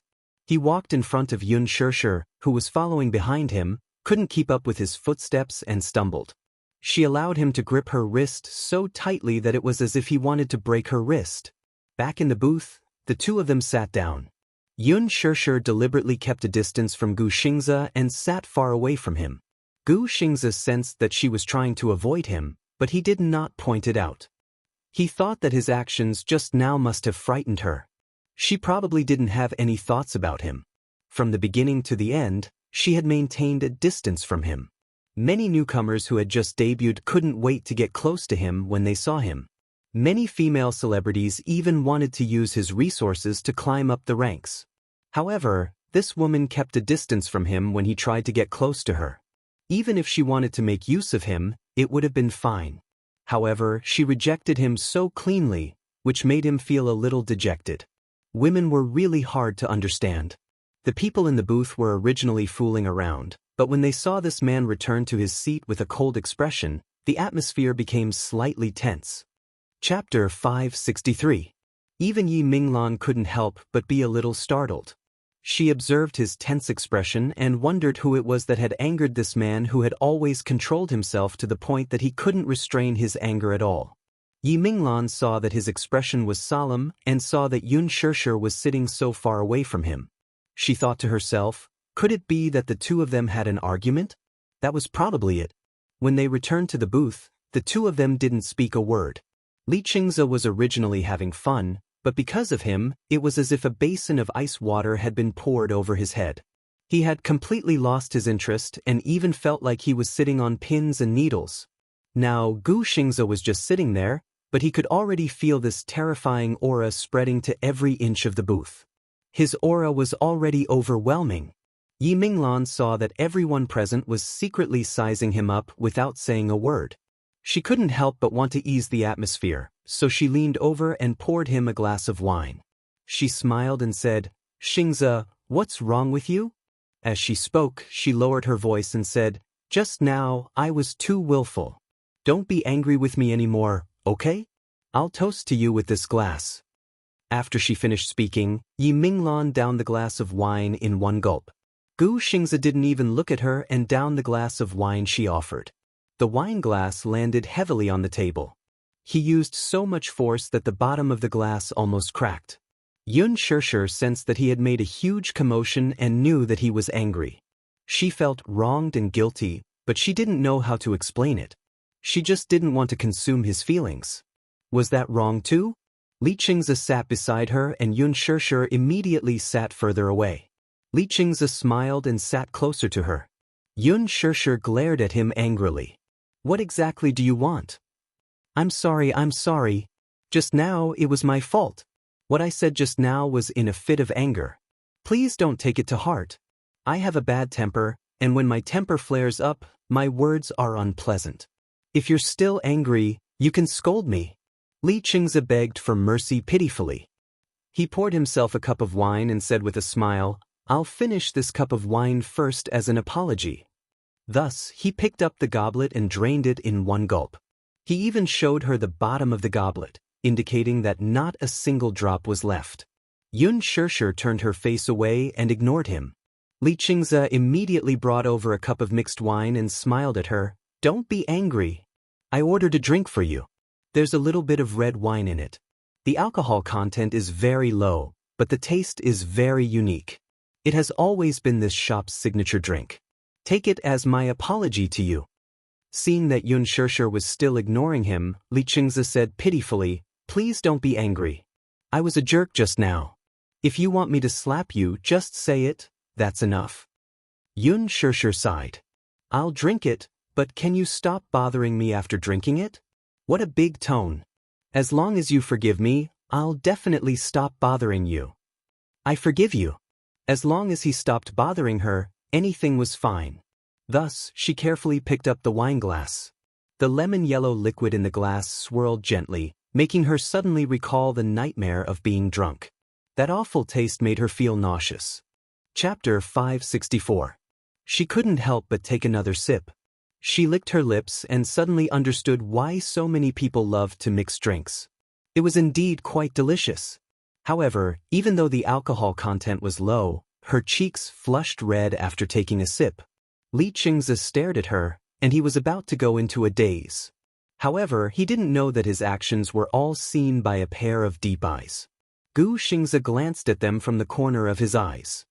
His eyes were dark as he lazily lifted the wineglass with one hand and pressed the edge of the glass against his lips.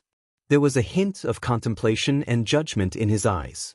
Unknowingly, it was already 1 o'clock in the morning. Perhaps it was because of the alcohol, these untactful young masters also began to try to talk to Gu Xingze.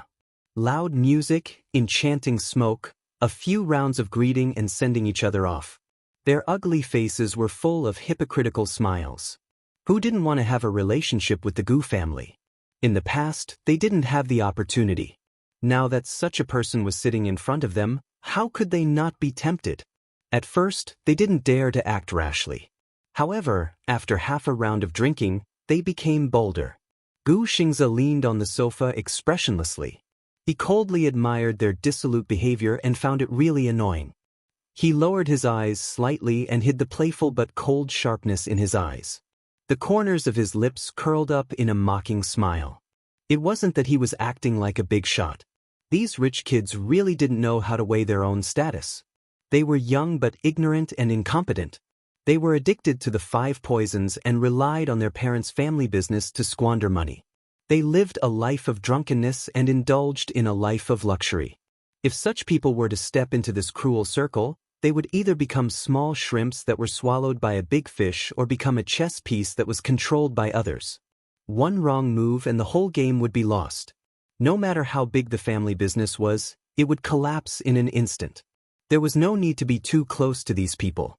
Raising his wrist, he downed the glass of Hennessy in one gulp. Then he stood up and walked to the side. He lowered his head and looked down at the little thing who was already curled up in a corner. He reached out to grab her arm and lifted her up. Then he patted her head hard with his large palm and said in a low voice, "Let's go." Only then did Yun Shirshir open her sleepy eyes. She carefully tasted a mouthful of wine and then curled up in a corner. Seeing that it was him, she suddenly revealed an innocent smile. Her laughter was like a gentle breeze blowing through a silver bell, crisp and pleasant to the ear. Gu Xingze could not help but frown slightly, but he was a little dazed by this seductive smile. After getting drunk, she had lost the innocence she had when she was sober. Instead, she had gained an enchanting charm. Half of her face seemed to have been dyed with peach blossoms. She was beautiful and moving. She wobbled as she tried to stand up, but her legs gave way. She stumbled and bumped into his chest. She moaned softly and rubbed the tip of her nose in pain. It seemed like it hurt. Drunk? He suddenly glanced coldly at Li Qingze from the corner of his eyes. The latter's heart skipped a beat because of this cold glance. This man's gaze was too scary. "Young Master Gu, I didn't make her drink. She didn't drink much and only took a sip. The alcohol content of that cocktail was pitifully low. It seems like she's allergic to alcohol," Li Qingze quickly explained. Gu Xingze ignored him. Chapter 565. As soon as he finished speaking, a few intoxicated men started shouting, "Young Master Gu, you're leaving just like that? We haven't put in enough effort." "That's right. Let's go sing later, okay? Everyone is looking forward to seeing young Master Gu sing." One of the men even reached out and held Gu Xingze's shoulder. His smile was a little lecherous. "Young Master Gu, are you planning to go back and indulge in the night of spring?" His gaze fell on the woman in his arms, and the meaning in his eyes was unclear. Yi Minglan was instantly annoyed when she heard this. These imbeciles, how dare they make a joke about Gu Xingze? The man was already very drunk, and his actions became bolder. He patted Gu Xingze's shoulder again and teased, "This woman isn't worth young Master Gu's effort, right? If young Master Gu likes her, I'll give you some women. I guarantee that you'll like her." Gu Xingze turned his face expressionlessly. He lowered his gaze and stared coldly at the hand on his shoulder. His brows were slightly furrowed, and his cold gaze was as if he was looking at something filthy. The man couldn't help but sober up a little because of his sharp gaze. He immediately retracted his hand and shrunk his head back in fear. Yi Minglan was extremely angry. She still had a sweet smile on her face as she said to him, "Young Master Gu, thank you for coming today." "No need." Gu Xingze didn't even turn his head as he replied indifferently. He then pulled Yun Shishir into his arms. Yi Minglan's face instantly fell when he left with her. She turned around and swept her gaze across the crowd angrily. She was so angry that she laughed. "A bunch of shameless idiots. What's wrong, Sister Minglan? Who made you angry again?" That's right. How did we embarrass you this time?" Yi Minglan pursed her lips coldly. "You're all really capable. How dare you say such things? You still want to claim your relationship with young Master Gu? What's his status and what's your status? Don't you know how to be more respectful? I'm really ashamed of you." Some people were unhappy when they heard this. "What do you mean by that? Isn't she just an actress? You don't know this, do you? Gu Xingze was the young master of the Gu family in Beijing. He was just an illegitimate child because his status in the Gu family was not as high as his brother, Gu Jinglian. However, Minglan, your words are too harsh." That's right. Don't be so harsh with your words. It's your birthday today, so we're here to support you. But don't be so overbearing. Don't make everyone unhappy." Yi Minglan's smile turned colder. "What do you think? You guys are really a bunch of idiots. How dare you make fun of young Master Gu? You've really disgraced me." Li Qingze's mood was also ruined by her. He said unhappily, "Isn't it just Gu Xingze? Is it necessary to treat us like this for him? I just can't stand that brat, he's so arrogant." Gu Jinglian was the head of the Gu family. I've never seen him put on such a face before. What right does he have to put on such a high and mighty attitude towards us? Chapter 566. Li Qingze was also a little angry. He had been suppressing his anger because of Gu Xingze and had nowhere to vent it. Now that he had been scolded by Yi Minglan, he finally exploded and roared out. "Bah! Damn it! Yi Minglan, what do you mean? Young Master Gu is always fawning over him. What ability does he have? The Gu family? So what if he's from the Gu family? I heard that he's just the illegitimate son of old Master Gu's mistress outside. Does the Gu family think they can do whatever they want? Does Gu Xingze think he can trample the Li family under his feet?" Yi Minglan's eyes flashed with disdain. Trample? Not just trample? If Gu Xingze had such thoughts, he could easily crush the Li family. Li Qingze saw her look of disdain and contempt and sneered. He said rudely, "Yi Minglan, my status is low and I'm not worthy of you, okay?" After that, he took his coat and walked away without looking back. "All right, stop arguing. This birthday is so unlucky. Everyone let's go." Sister Minglan has high standards. We're not the crown prince of the Mu family or the young master of the Gu family. Sister Minglan definitely won't like us.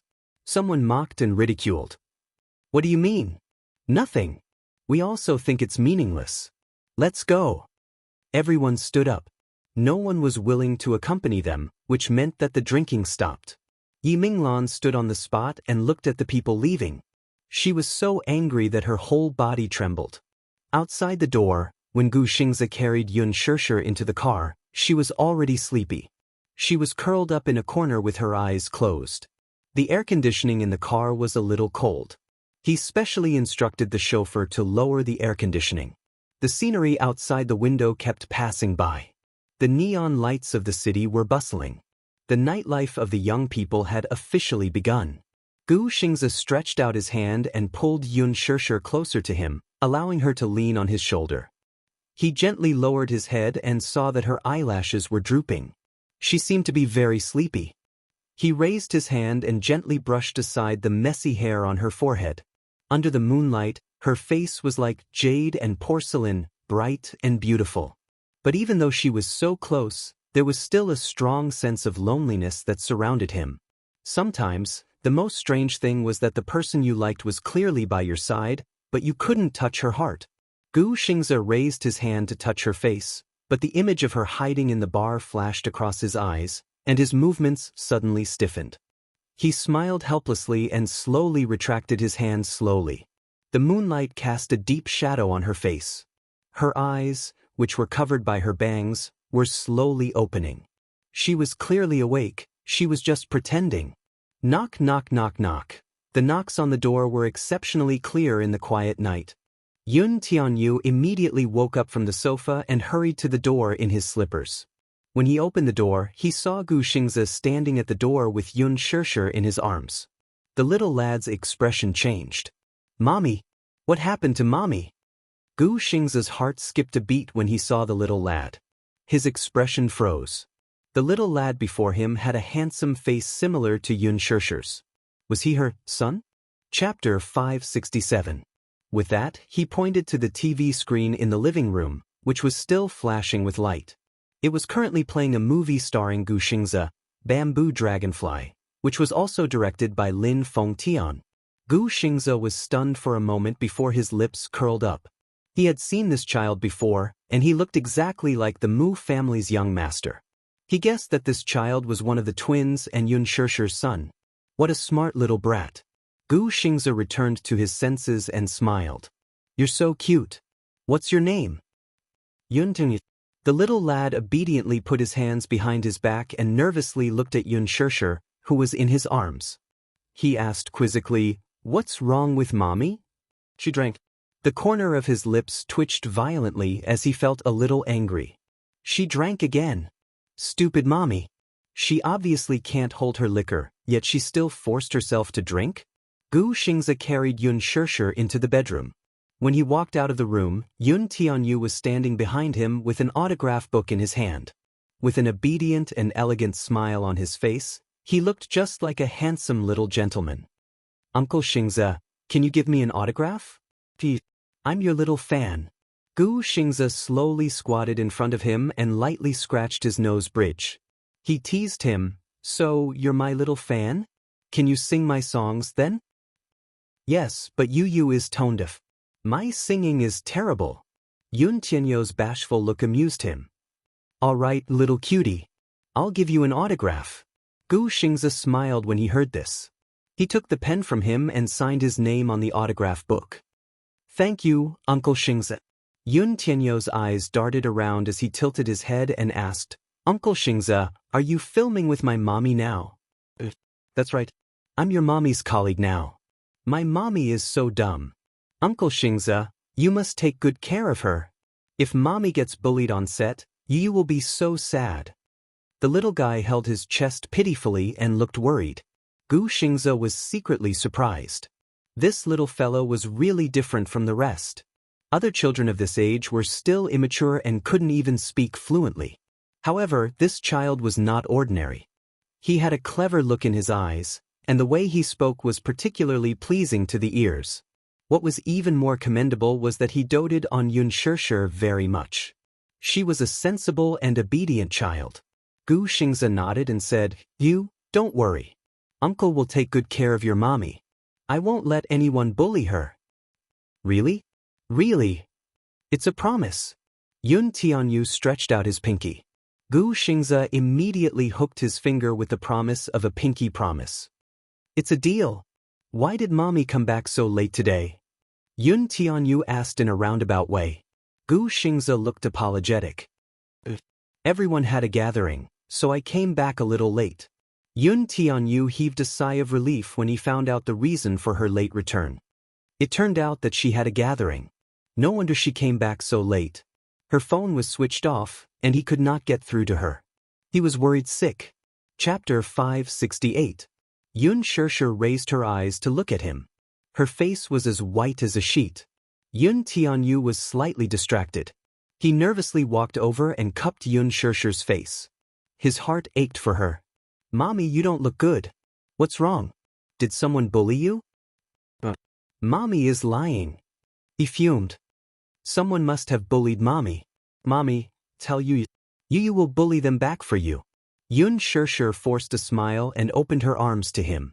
Her voice was hoarse and broken. Yu, give mommy a hug. Yu's heart skipped a beat as he felt a stab of pain. He looked at Yun Shirshir's face. The frailty in his eyes could not be concealed. He immediately walked in front of her and allowed her to embrace him in her arms. Yun Shirshir gently rested her small face on the little guy's shoulder. With the child's warm and soft body in her arms, her cold heart actually regained some warmth due to this warmth. Yun Tianyu was nestled in her arms. Even though he could not see Yun Shirshir's face from his angle, their hearts were connected. He could clearly feel her gloomy mood.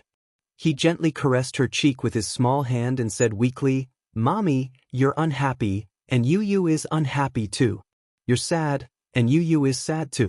Tell Yu, who bullied you? Yu, teach him a lesson for mommy." "No, no one bullied mommy. Yu, you're so dark inside. Mommy just feels a little tired." Yun Shirshir hugged him and took a whiff of his body wash scent. She calmed down a little. "You smell so good. Mommy is so bad. You came back so late and made you wait for so long. Stupid mommy, didn't you promise Yu that you won't drink?" Yu raised his head and complained. "I'm innocent. Mommy didn't drink alcohol tonight and only took a symbolic sip. I'm not drunk at all." As she spoke, she even blew a mouthful of air for him to check. Yu sniffed her lips. Indeed, there was no strong smell of alcohol. Only then did he believe her. "Mommy, you're not allowed to drink in the future. Not even a drop." "I know. Master Yu." She suddenly cupped his face and rubbed her nose against his intimately. "Yu, mommy will be with you for the rest of my life. Will you despise mommy when I'm old?" "No, it won't. Mommy will not be old." "Then if mommy is old, will Yu despise me?" "Even if he despises me, it'll only be a little." Yu used the tip of his pinky as an analogy. She looked at him with disdain from the corner of her eyes. "Mommy, you should be satisfied. Even if you are stupid and old, Yu will never leave you. Even if it's just a little, Yu still loves mommy the most." Yu's cute confession made Yun Shirshir burst into laughter. "Alright, mommy, go brush your teeth and wash your face. Then, go to bed early. You still have to wake up early tomorrow to work." She obediently laid down her arms and surrendered. "Alright, Master Yu. Mommy will work hard to earn money for Master Yu's marriage." Yu's lips twitched harshly. In his heart, however, he thought, who cares about mommy's marriage money? The dowry he earns for her is much more than that. Chapter 569. The next day, Yun Shirshir officially joined the cast. Early that morning, news about the opening ceremony quickly swept the headlines. The extravagant cast, top-notch production team, and the ambiguous relationship between the male and female leads became the hottest topic of the day. Several pages published photos of the male and female leads at the opening ceremony. Gu Xing's handsomeness, Yun Shirshir's purity, and rather good looks attracted enough popularity. The Green Apple had yet to be released, but with the help of the media, it became a hit. At the same time, the final photos of The Green Apple were released on the official Weibo account. Unlike other movies which had relatively rough final makeup photos, the final makeup photos of The Green Apple could be said to be exquisite. Once it was released, it immediately attracted the attention of fans of the original novel and quickly became the #1 topic on Weibo. The author of the original novel even shared the post with high praise and said that she was looking forward to the movie. At first, Gu Xing's fans almost dominated the comments section of the official Weibo account, criticizing Yun Shirshir. There was no other reason. Almost every female actress who acted with Gu Xingze would be attacked by Gu Xing's fans. However, the final photos soon attracted the attention of loyal fans of the original novel. Whenever a novel was adapted into a television series or movie, it would attract the criticism of the original novel's fans. A novel was a novel, and readers would always fall into a beautiful fantasy. However, once it was adapted into a television series, if the casting was not good, the lead was not good-looking, the acting was flawed, and the script was not changed well, it would undoubtedly destroy the original novel. Fans of the original novel would naturally not buy it. However, Lin Fengtian's pursuit of a movie was extremely meticulous. When the male lead of the movie was announced to be Gu Xingze, many fans of the original novel expressed their concerns on the forum. In the original novel, Yin Dongyu had almost crossed the screen from a teenager to a young adult. Gu Xingze was already 28 years old, and many fans of the original novel were worried that Gu Xingze would be too old to play the male lead. However, this concern disappeared after Gu Xingze's final photos were released. Gu Xingze's face was exquisite and there was no doubt about it. What was even more heaven-defying was that even though it had been 10 years since his debut, it was as if he had grown in reverse. His appearance was no different from when he first debuted at the age of 18. The only difference was that the immaturity he had when he first made his debut had faded away. The current him had the demeanor of a heavenly king. After Yun Shishir's photo was released, it also attracted countless compliments. The original novel, The Green Apple, was a bestseller and had millions of fans. Many fans were worried that Lin Fengtian would use a newcomer this time. Yin Xiaochuan's characteristics were very difficult to replicate. There were some areas that could be made up for with acting. Yin Xiaochuan, on the other hand, had an aura that ordinary actors didn't have. During the audition period for the female lead of The Green Apple, fans of the original novel had launched a poll, hoping to see which female artist would play the lead role. As a popular starlet, Yang Mi's votes had always been high. However, the fans of the original novel did not buy it. They felt that the voting was too lousy. Yang Mi couldn't portray Yin Xiaochuan's innocence and innocence. She reeked of rouge and looked old. She didn't have the naivety of a student at all. However, when Yun Shishir's pure and refined final photos were released on the official Weibo account, the fans of the original novel were in an uproar. Acting as himself, this was clearly acting as himself. Chapter 570. Fans of the original novel were spamming the official forum of The Green Apple. Some asked for the name of this newbie actress who was playing the female lead. Some expressed their anticipation for the release of the movie and wanted to support it to the end based on the looks of the two main leads. Some supported Lin Fengtian and praised The Green Apple for being a production team with a conscience. They had put in a lot of effort in the casting and believed that the movie would be beautiful. Some hoped that Lin Fengtian would do his best to recreate every detail of the original novel. On the set, she kept scrolling through Weibo. She had previously applied for Yun Shishir's Weibo account, and in just a few days, it had gained 2 million followers. 2 million! Gosh, this is simply a miracle. One must know that gaining 2 million followers in a few days was already a huge achievement for a newbie actress. This meant that Yun Shishir's popularity was increasing day by day. It seemed that everyone was looking forward to seeing her in action. Yun Shishir walked over after her makeup was done. She thought that her assistant was watching an interesting video when she saw her sitting alone in a chair.